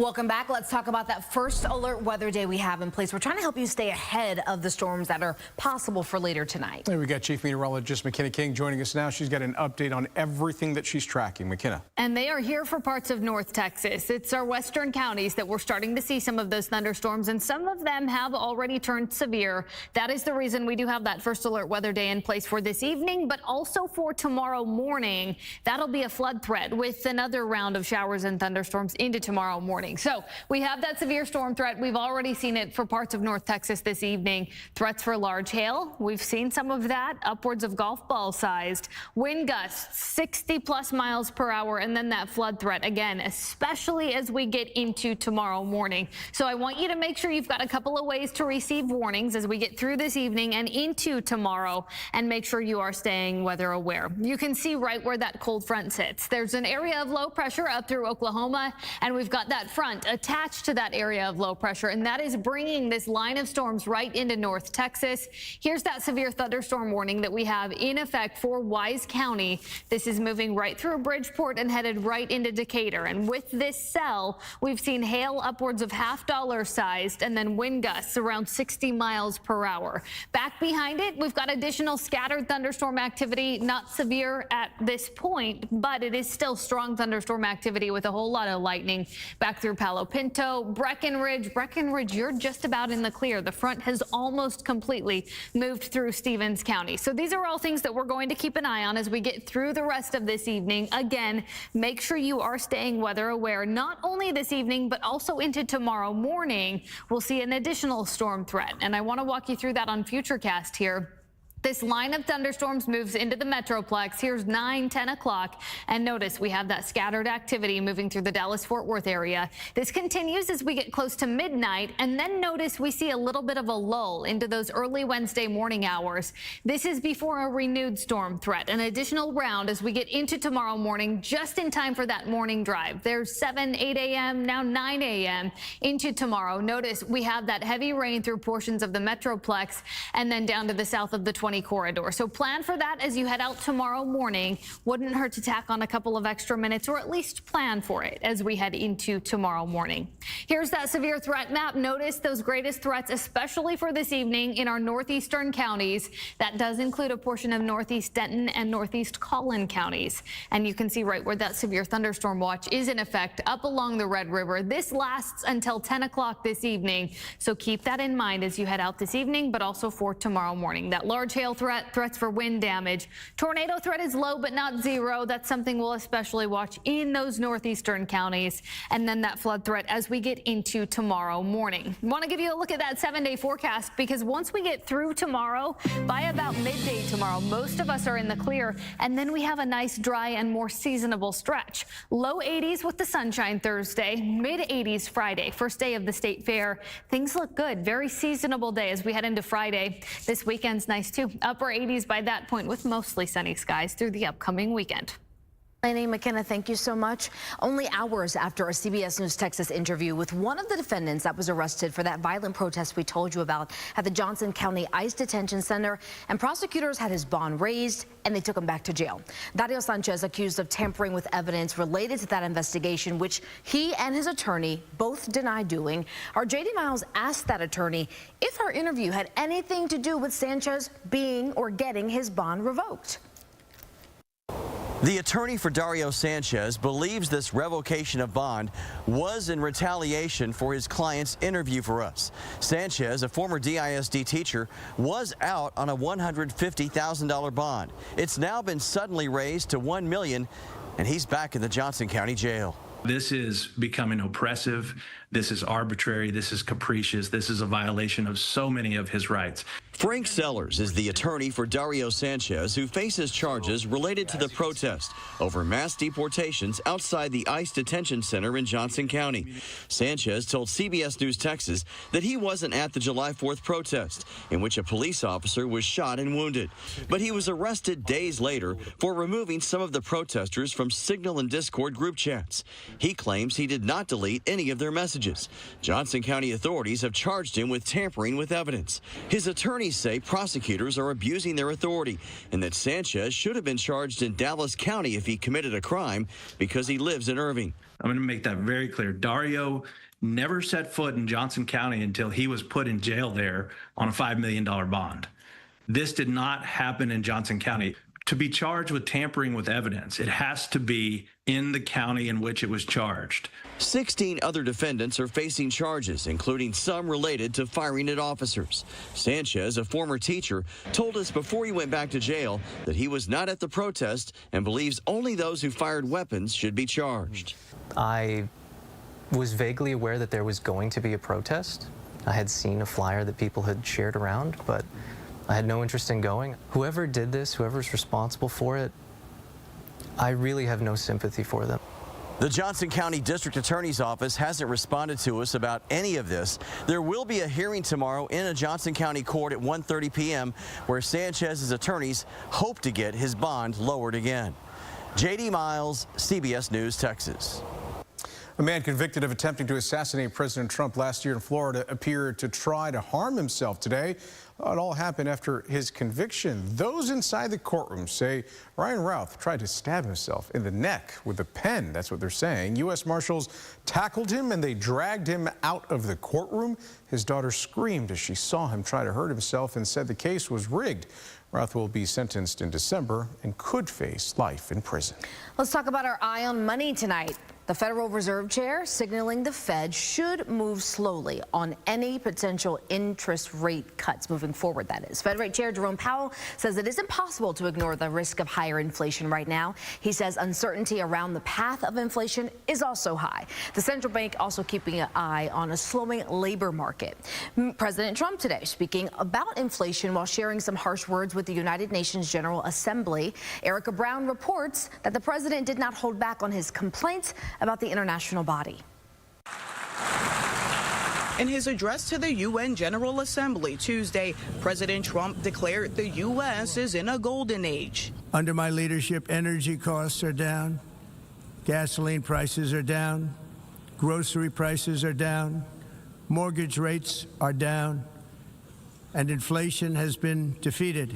He also dished out harsh criticism to the rest of the world. Your countries are going to hell. The president slammed migration and green energy policies, especially in Europe. You're destroying your countries. They're being destroyed. Europe is in serious trouble. During his nearly hour-long speech, President Trump said the United Nations was not living up to its potential and railed against its failure to end wars. What is the purpose of the United Nations? For the most part, at least for now, all they seem to do is write a really strongly worded letter and then never follow that letter up. It's empty words, and empty words don't solve war. On the sidelines, Trump met with Ukrainian President Volodymyr Zelensky as the war with Russia rages on. Ukraine, I tell you, they are good fighters. Got to hand it to them. They have a lot of courage, a lot of guts. The president pressed others to stop buying Russian energy, which he says Russia uses to fund the fighting, and got backing from the president of the European Commission. But we have to be faster because every payment is filling Putin's war chest. This cannot be. When asked, President Trump also said NATO member countries should shoot down Russian aircraft that enter their airspace. Erica Brown, CBS News, the White House. Got a reminder for you now about a major road closure happening tonight near Red Oak. At 9 p.m., all southbound lanes of I-35E will shut down between Bear Creek Road and Ovilla Road. Then tomorrow at 9, all northbound lanes in that area will be closed and traffic will be detoured. Crews are going to be rebuilding the Loop 9 overpass at 35E as part of a $137 million project. That project is expected to be completed sometime in the spring of 2028. More long-term construction. Well, for the very first time since his late show was pulled off the air, Jimmy Kimmel is now seeming to respond on social media. He did post a picture of Norman Lear saying he missed this guy. Yeah, Lear is known for television shows that covered political and social topics that were controversial at the time. The post comes hours before Jimmy Kimmel will return to late-night television. But as Gwen Baumgartner explains, not everyone will be able to see the show tonight. Jimmy Kimmel. The late-night show host will be back on the airwaves tonight, nearly a week after ABC's parent company Disney suspended him for saying this. We hit some new lows over the weekend with the MAGA gang desperately trying to characterize this kid who murdered Charlie Kirk as anything other than one of them and doing everything they can to score political points from it. Disney characterized the comments yesterday as ill-timed and insensitive. But the company said after having thoughtful conversations with Jimmy, we reached the decision to return the show on Tuesday. The suspension drew protests over free speech, with Democrats and even Republican Senator Ted Cruz lodging complaints about FCC Chairman Brendan Carr, who suggested Kimmel should be suspended. That's right out of Goodfellas. That's right out of a mafioso coming into a bar going, "Nice bar you have here. It'd be a shame if something happened to it." Station groups Nexstar and Sinclair say they'll continue preempting Kimmel's show despite Disney's reversal, meaning about a quarter of ABC affiliates will broadcast other programming. Kimmel's fellow late-night hosts are celebrating his return. Our long national late nightmare is over. Our friend Jimmy Kimmel will be back on the air. It's unclear how Kimmel will handle the controversy, but millions are sure to be watching. Gwen Baumgartner, CBS News, Los Angeles. Still ahead for you here at 7, we are hearing what Sean Combs is experiencing in jail while he awaits a sentencing. That and much more next in your Eye on Entertainment.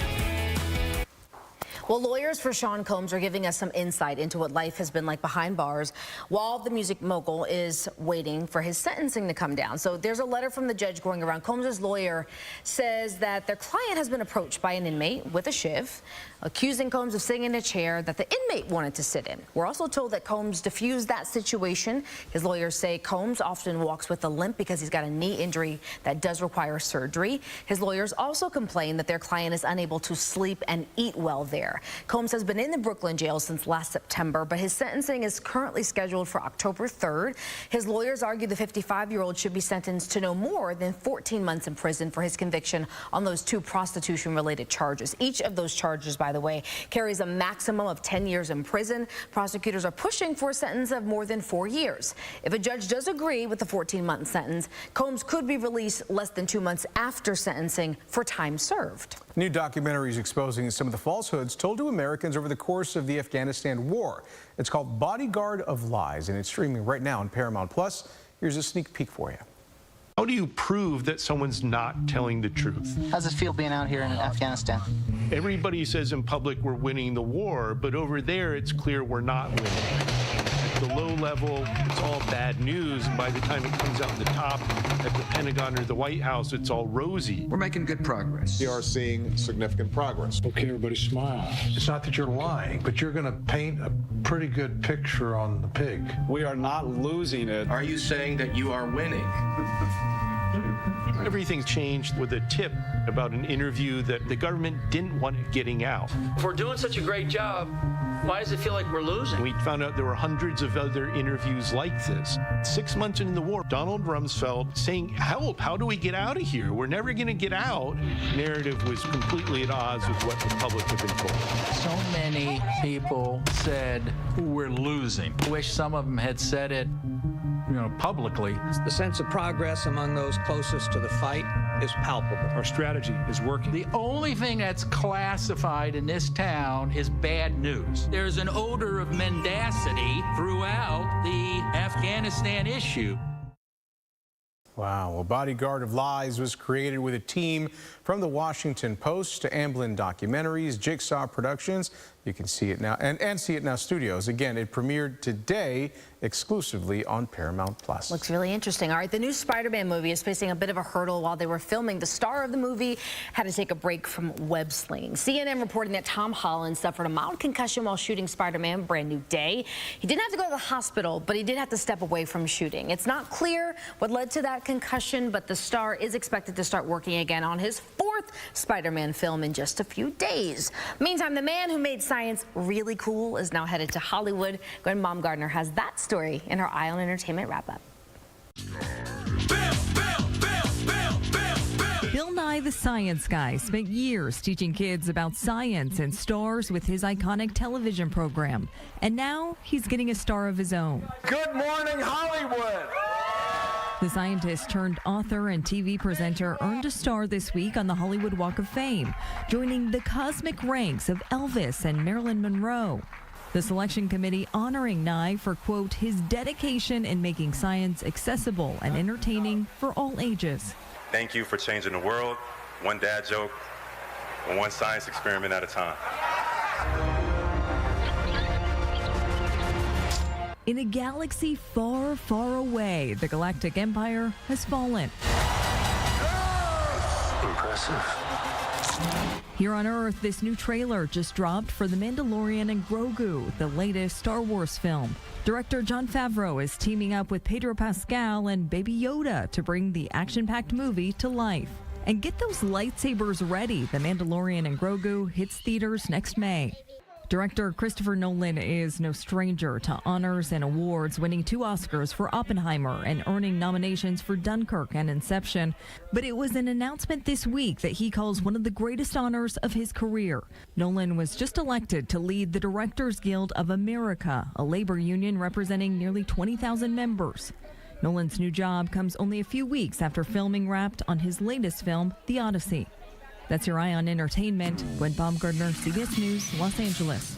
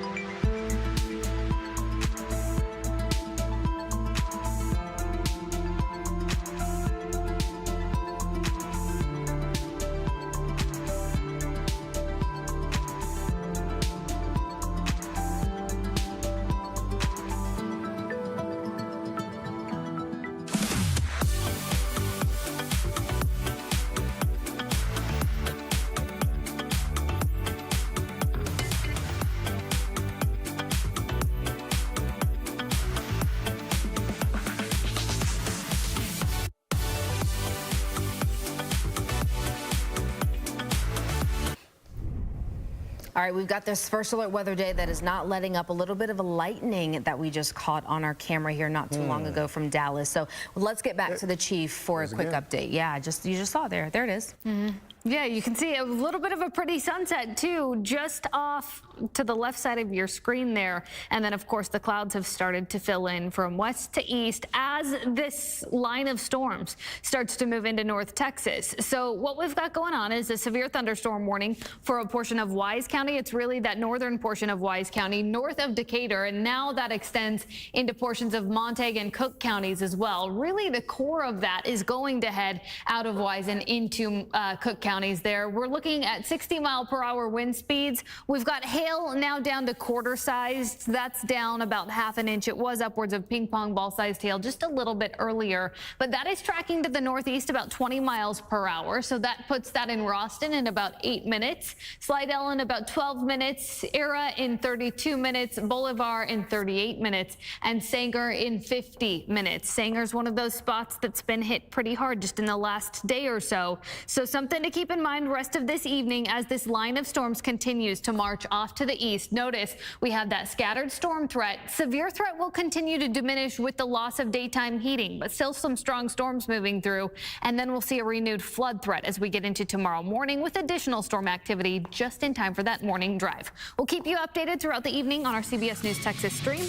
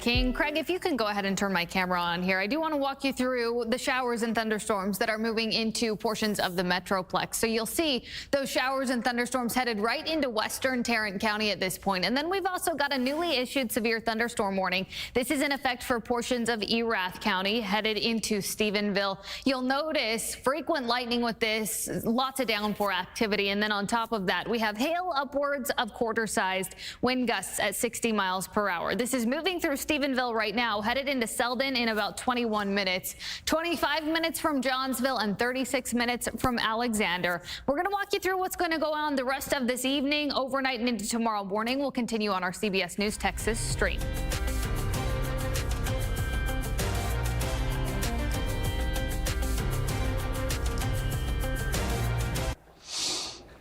Welcome to our CBS News Texas stream, everybody. I'm First Alert Chief Meteorologist McKenna King. We've also got meteorologist Jeff Ray back here, and we are walking you through what is going on radar at this point this evening. We have a cold front that is moving into North Texas, and notice this is the first of that storm activity headed right into portions of the North Texas Metroplex. So just south of Aledo, we have that one cell moving right through that region. Aledo, you're likely hearing the thunder, and you can see the lightning there. That's a quick downpour just between Aledo and Crescent, and that is going to head into the southwestern sides of Tarrant County, so just south of Benbrook, over Benbrook Lake there, and just right along the 20 corridor, and maybe just south of 20, headed toward places like Crowley and Burleson. Not a severe thunderstorm headed into the Metroplex, at least at this point. We will continue to watch this area as we get through the rest of this evening, but that cold front is headed in, and with the loss of daytime heating, that severe threat is starting to wane a bit. With that said, we do still have a couple of severe thunderstorm warnings in effect. This is a newly issued warning. This is for portions of Erath County. This is in effect until 9:30 this evening. That's for hail upwards of quarter size, so that's an inch in diameter. We've also got wind speeds with this at 60 miles per hour. This is moving right through Stephenville. It is now just to the south of Morgan Mill. You can see heavy rain through this area. A whole lot of lightning headed right into Stephenville right as we speak. So this is going to be a spot to watch. This is tracking down to the southeast, moving at about 20 miles per hour. So again, that is headed right through Stephenville. And then downstream, this has started to turn a bit and is headed in that southeastward direction. So we're throwing a tracker on this. You'll notice Stephenville, this is right on your doorstep. Selden, this arrives for you in about 23 minutes. So if you haven't already, you have a couple of quick minutes to move the car into the garage. Alexander, you're looking at about 37 minutes. If you are downstream of this warning, you do want to make sure you're headed inside, even if you're not seeing the rain yet. If you're close enough to hear the thunder, you're close enough to be struck by lightning, and that's a threat in and of itself.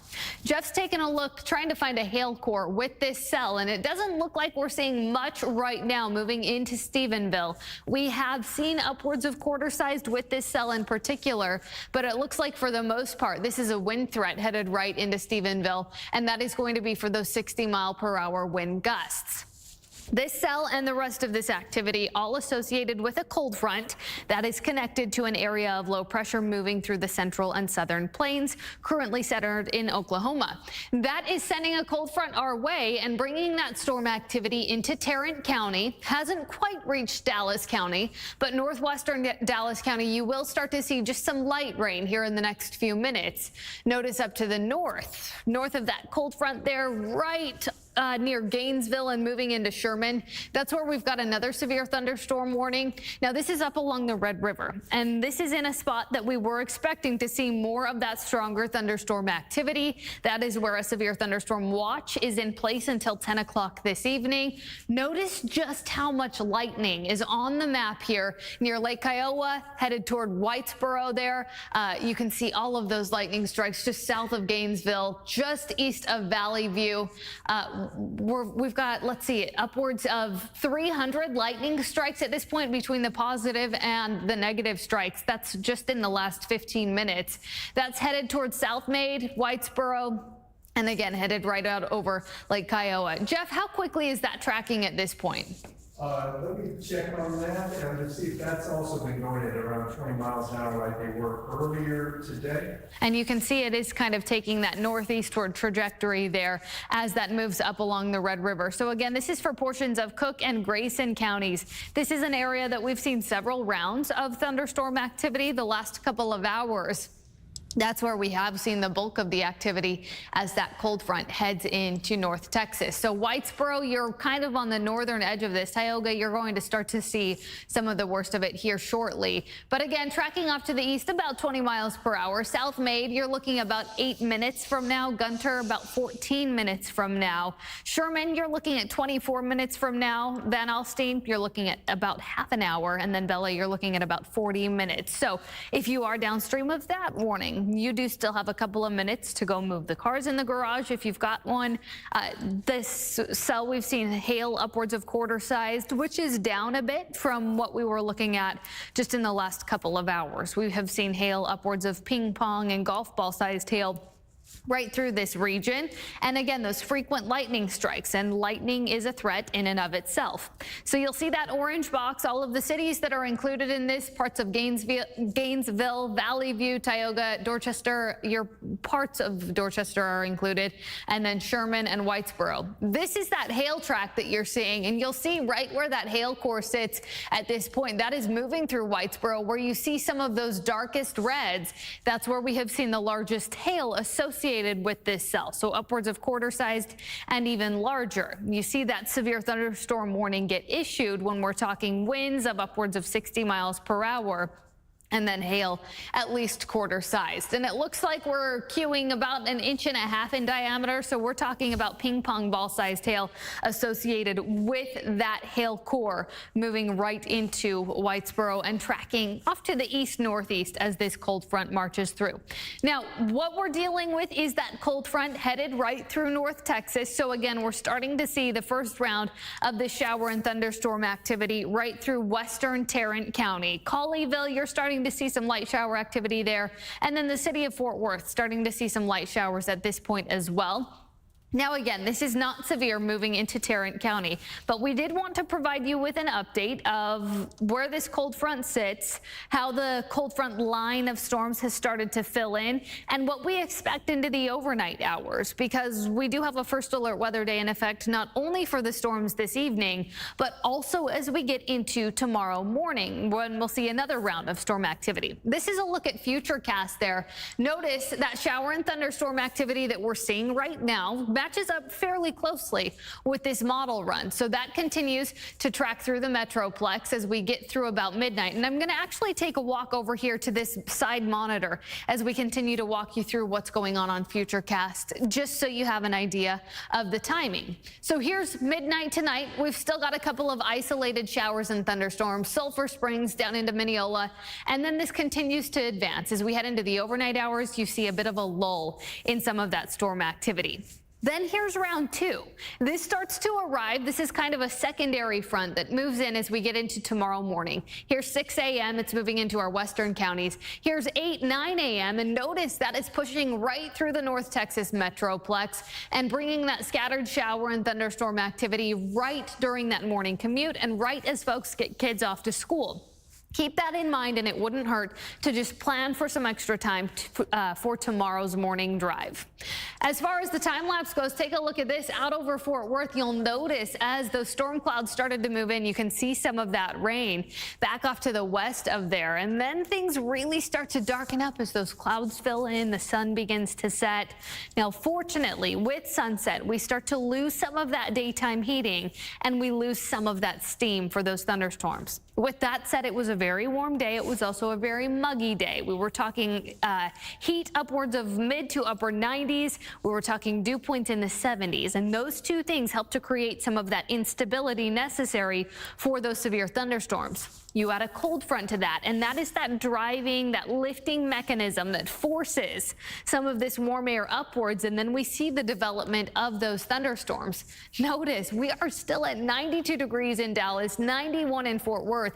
There's our cold front, though. Mineral Wells now at 78 degrees. Look at that difference in temperatures. Bridgeport at 76, Denton at 82, but still at 92 degrees in Dallas. Now, if you are on the back edge, the western end of this cold front, you're in the clear from the severe thunderstorm activity. Keep in mind, we do have round 2 as we get into tomorrow morning, but threats for tomorrow morning will mainly be for localized flooding, and it will just be that disruptive rain as you are getting out for that morning drive. We're not expecting severe weather tomorrow morning, but we are expecting that disruptive rain. Severe threat will really wane as this cold front continues to march off to the east. So places like Graham, Breckenridge, back farther to the west, back into Abilene, you're mostly in the clear for the rest of tonight. That is until that shower and storm activity is back tomorrow morning. So we're going to continue to keep a close eye on this radar as these storms march off to the east. We do still have those 2 severe thunderstorm warnings in effect. This one for Erath County moving into Stephenville. We're talking an inch in diameter hail, quarter-sized hail, and 60-mile-per-hour winds. And then we've also got that cell up to our north, moving through Gainesville, headed right for Sherman, and eventually that will cross over the Red River here shortly. So we'll keep an eye on these 2 cells. That also has quarter-sized hail, wind gusts of 60 miles per hour. We'll keep you posted here on our CBS News Texas stream.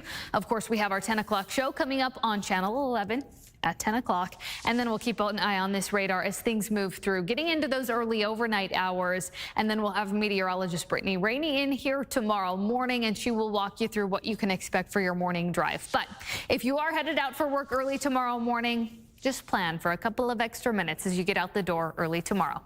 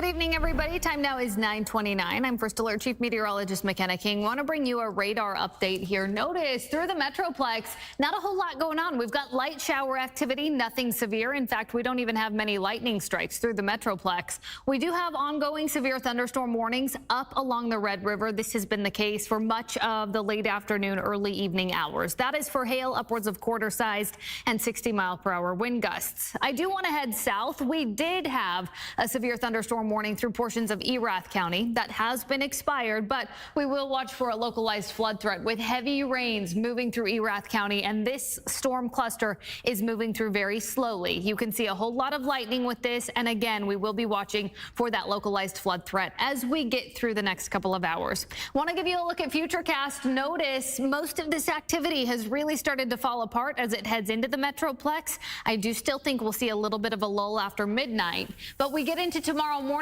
just in time for that morning drive. Here 6 a.m. Storms are headed right back in. Mostly going to be watching for a flood threat into tomorrow morning. We'll continue to bring you all the updates on this system as we get into our 10 o'clock show in about 30 minutes.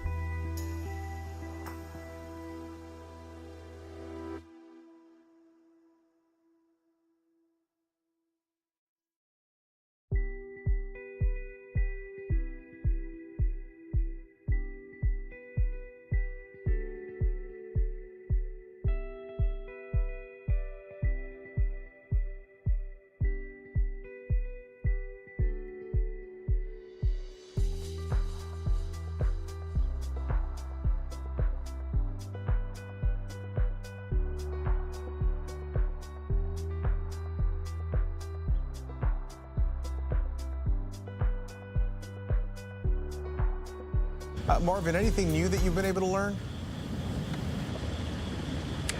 Hey, good evening to you. You know, I think about this, you know, a week ago we were in Fort Worth for the swearing in of a new police chief, and now here we are just 1 week later, and it's a bit of a mystery as to why their fire chief is on administrative leave or paid administrative leave, and that is the big question tonight is why Chief Jim Davis is stepping aside, at least for a little while. I can tell you here is what we know thus far, is that he has been with the department for nearly 7 years. Next month would have made 7 years for him, or would make 7 years for him. Davis has 35 years of experience and in the fire service. He has one of those rare experiences where he is a registered nurse, and he has that EMS background. Why he has been placed on administrative leave, well, the city has not said. They've only said that it is a personnel matter that they hope to have resolved in a few weeks, and we just don't know what that means, what the why is in this case. The Professional Firefighters Association reaching out to them tonight to see if they knew anything about this. They say they have no comment tonight, but they will issue some sort of statement tomorrow. We look forward to hearing from them about that. We do know that the interim chief, now that the chief is on paid administrative leave, is going to be his number 2, Chief Raymond Hill. The assistant chief for the fire department is going to take the helm while this whole resolution goes on and while we all wait for answers. Live in Fort Worth, Marvin Hurst, CBS News, Texas. Marvin, we thank you. The other big story takes us to Fort Worth ISD tonight, where leaders there are making some big decisions on the future of the district. And it's not just involving the curriculum for some students, but also an attempt to try and avoid that state takeover. Aaron Jones following this developing story from the Fort Worth ISD headquarters. During Tuesday's Fort Worth ISD School Board meeting, Superintendent Dr. Karen Molinar discussed her plans for 7 struggling schools to become resource campuses. And I have to be held accountable for having a school action and doing something about it. Molinar says to qualify as a resource campus, schools must adopt a turnaround model that includes a targeted improvement plan, high-quality instructional materials, and in some cases, a longer school year. Every teacher and administrator must reapply for their job. So this is how I'm holding myself accountable, my staff accountable, as well as I'm asking the board to hold me accountable by putting this school action in place for resource campuses. This process requires Texas Education Agency approval. Tuesday, parents weighing in. We expect this growth to continue, and we are committed to contributing to this upward trend in any way. Now that we are under a TA microscope and seats are on the line, we are now seeing these campuses receive what they should have had all along. This is not without admin and teachers having to be thrown under the bus and having to reapply for their jobs. If approved, this will go into effect next fall. Additionally, the board is considering a new K-5 curriculum called Bluebonnet Reading, which includes some biblical text. Critics argue it infuses religion into public school. Supporters say the references are limited and included for cultural and historical context. Districts that opt in would receive $60 per student in state funding, $20 more than if the district were to use another state-approved curriculum. I have been reading the lessons. I have been looking at each one, and I get excited about what this can offer. So as you heard there, Dr. Molinar says that she's behind the Bluebonnet curriculum. Just about 20 minutes ago, the school board voted to approve this 6-3, and we're told by the district that this will be implemented next spring. Reporting live, Aaron Jones, CBS News, Texas. Aaron, thank you. They're obviously working late into the night. For all of you at home, we know how important education is to so many of you. CBS Texas, of course, committed to covering education issues for you across North Texas every morning on CBS News Texas. So tune in for that. Weekdays from 5 to 7. And if you have a tip or something you'd like for the education team to address, you can email them at texaseducation@cbs.com. Well, not even 3 months after the devastating and the deadly flooding in the Texas Hill Country, Camp Mystic is making plans to reopen part of its camp. The camp's owners are announcing plans to reopen the Cypress Lake Camp, which is separate from the part of the camp that flooded and where children died this summer. 27 children, in fact, and counselors died when floodwaters rushed through when the Guadalupe River inundated the cabins and the other older section of the camp in the middle of the night. That happened back in July. You'll remember that. In an email from the religious camp's owners, they say, quote, "We are not only rebuilding the cabins and trails, but also a place where laughter, friendship, and spiritual growth will continue to flourish." Hopefully something to look forward to there. Yeah, well, tonight we want to honor an American hero. Yeah, this is a very important one. Doug Dunbar explains the recognition did come late, but it doesn't make it any less deserved. But your husband was, I think it was 26 months captive in a German, 3 German camps, and we wanted to make sure that you received this. At 97 years of age, Carol Flynn of Fort Worth would tell you that every single day is a gift, but so too is a military medal that she recently received. It's a recognition a long time coming for service in a war that she never fought in and over 2 years in a prison camp that she never had to endure. But her husband did. Each barracks had bunk beds stacked 3 high and mattresses filled with straw. John Cooper wrote a book report about his grandfather 34 years ago when he was just 13. Today, his words on paper are a family treasure. It's 34 years later, and this brings me such warm memories because it reconnects me to my grandfather. I think about him all the time because if you knew him, you'd say, I want to be like that man. I want to live like that. Gerald Flynn graduated high school, Glenwood, Iowa, 1940. Joined the National Guard right away. By 1942, his Army unit was deployed to Northern Africa. By March of 43, Corporal Flynn became a prisoner of war following the Battle of Kasserine Pass. The German soldier took Corporal Flynn along with the 4 other soldiers to the line of captured soldiers. Breakfast would consist of a loaf of bread for 12 men to share, along with some barley coffee. Well, he served 4.5 years in the service, and over 2 of that was in the prison camp in Germany. After his service and that time as a prisoner of war, Gerald married Carol. They had 3 kids, and on a rare occasion, they might hear something about Dad's time in the war. He said things like the ingenuity of the American prisoners. They get from the Red Cross partials, they got tinfoil, and they constructed an oven out of these, and they baked their own cakes and pies in those ovens. 2 years and 2 months as a prisoner of war ended in Germany's Stalag 3B in a dramatic moment that Granddad shared in that decades-old book report. On March 12, 1945, Corporal Flynn and 4 other men devised a plan of escape. They decided if they laid low in the grass at the end of the line they were marching, they could escape. Amazingly, it worked.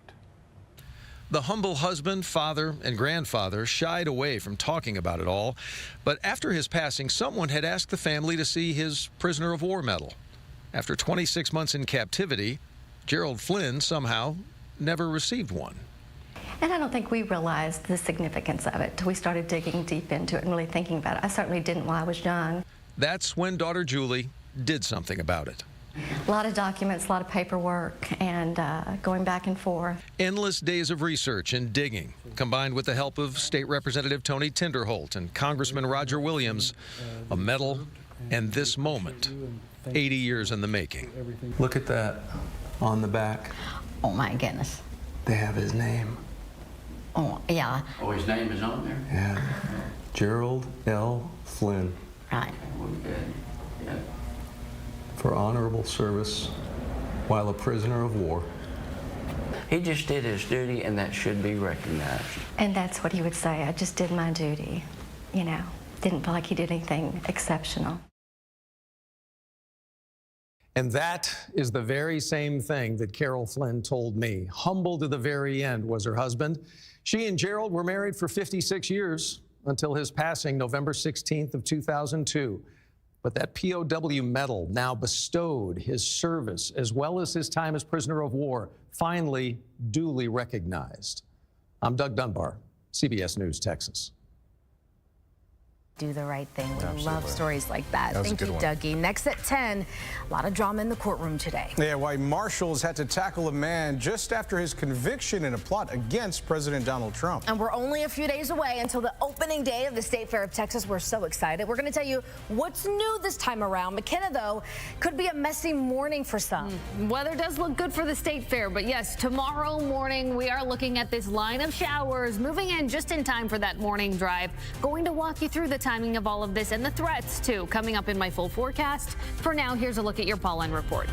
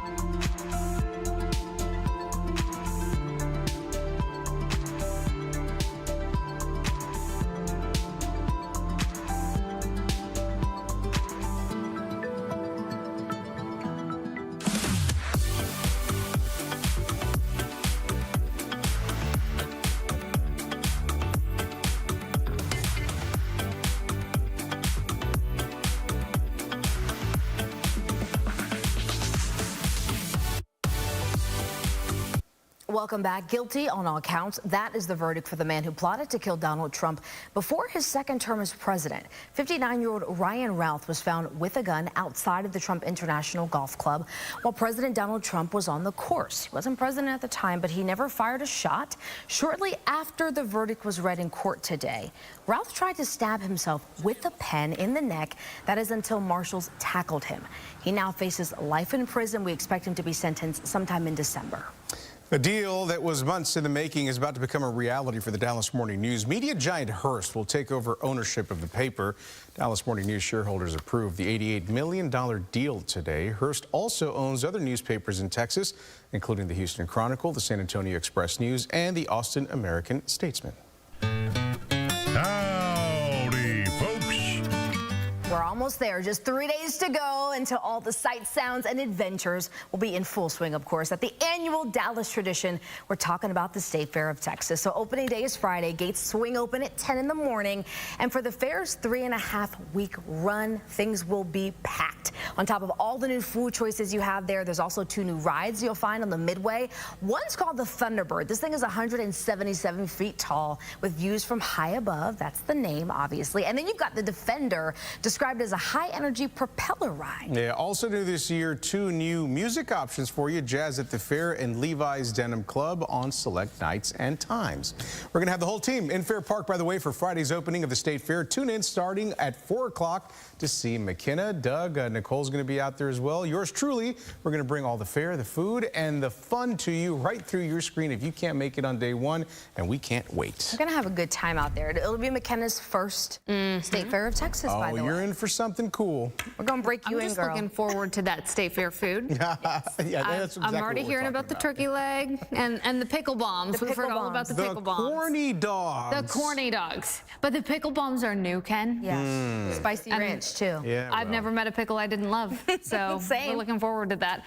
Let's talk a little first alert weather, though, because we do have an active radar for parts of North Texas this evening. I want to give you a look at that, what we've got going on in the Metroplex, which is not much right now. We've got very light shower activity moving right through the south sides of Dallas. We've got a few sprinkles moving through portions of Tarrant County. We've really been spared of the severe threat right through the Metroplex, which is good news for this evening. The same cannot be said up along the Red River, where we have seen a string of severe thunderstorm warnings. A new one has now been issued for portions of Cook and Grayson counties. Notice just off to the east and southeast of Gainesville, and then that stretches from Tioga and up into Sherman. We've got frequent lightning there. We have hail upwards of quarter-sized, and then we've got upwards of 60-mile-per-hour wind gusts in this region. This is tracking to the northeast, 20 to 25 miles per hour. Notice that puts it in Whitesboro in about 3 minutes. South Maid, 14 minutes. We're looking at Sherman in 30 minutes, Knollwood 33 minutes, and Denison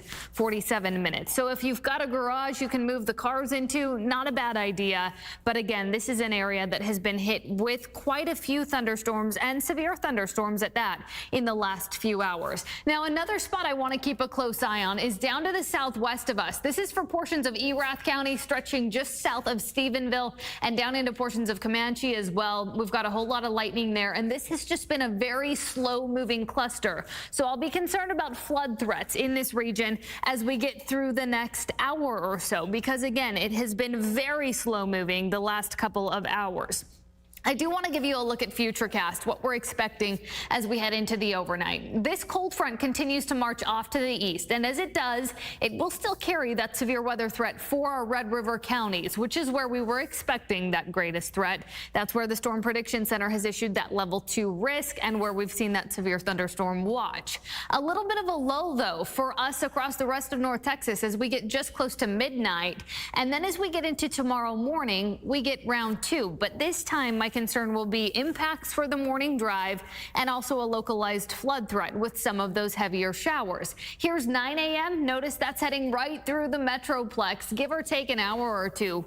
So keep that in mind out the door tomorrow morning. Wouldn't hurt to just plan for a couple of extra minutes out the door. As far as temperatures go, you can see right where that cold front sits. It's nearly 90 degrees in Dallas, but just 76 degrees in Mineral Wells. That cold front will take us from the upper 90s today back into the lower 80s as we head into tomorrow. So it is going to be quite a bit cooler, but we head back close to average for this point in the year as we round out the week. First Alert Weather Day will wrap up as we get to about midday tomorrow.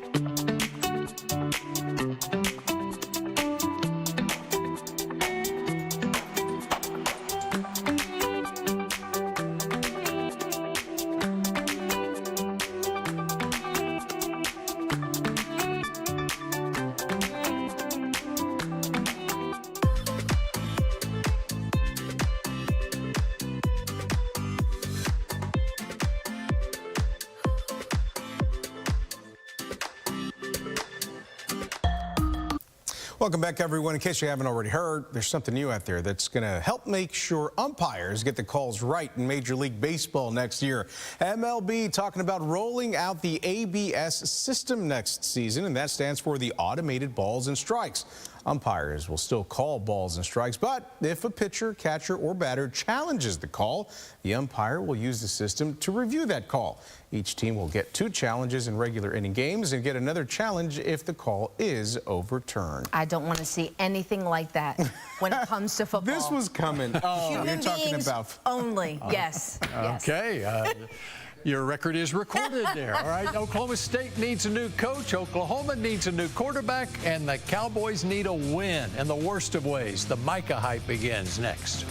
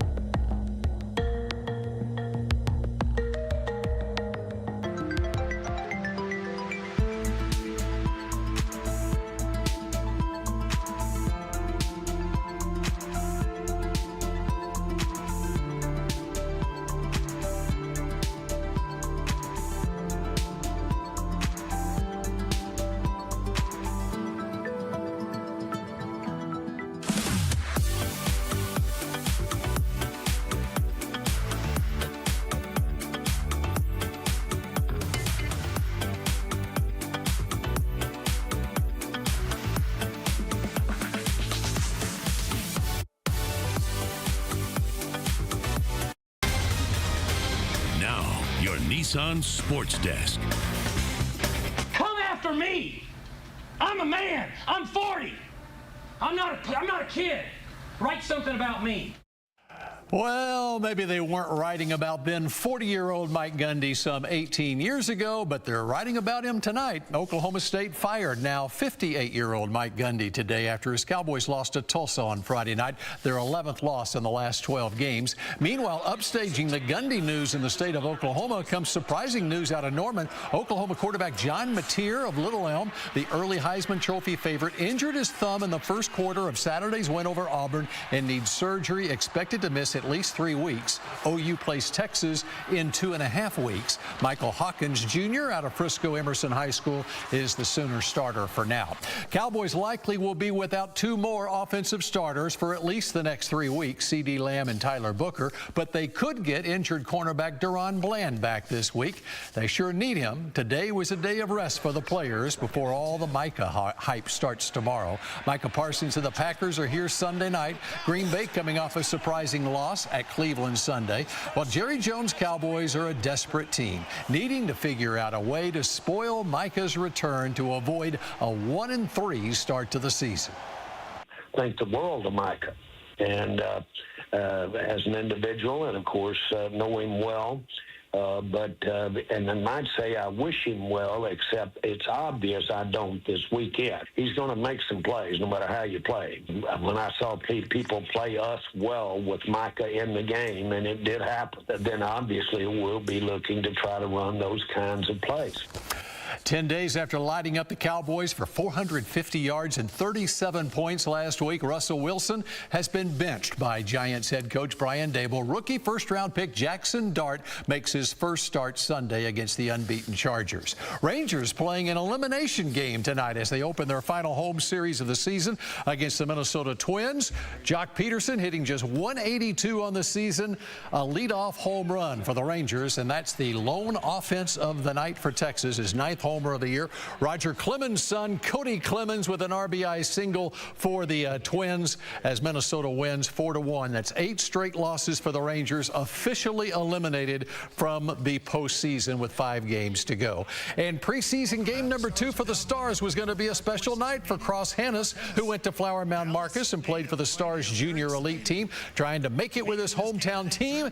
And in the 3rd period, Cross Hannes, number 70 here, with a chance to score a goal in his first game as a Dallas Star. Doesn't go in, but 2-2 to overtime we go, and it's Miro Heiskanen to Tyler Sagan. 3-2, the Stars win preseason game number 2. Still a couple of weeks to go before they count for real, but it's great to see. If Doug was here, he'd be cheering. Yes, he would be. We did that for Doug, but instead, Ken, you're going to have to enjoy it. You got to cheer now. I'm just sad that you said the Rangers are now out. Officially playoff race. Seems like they've been out for months now. Yeah, right. Yeah. We'll be right back. Stay with us.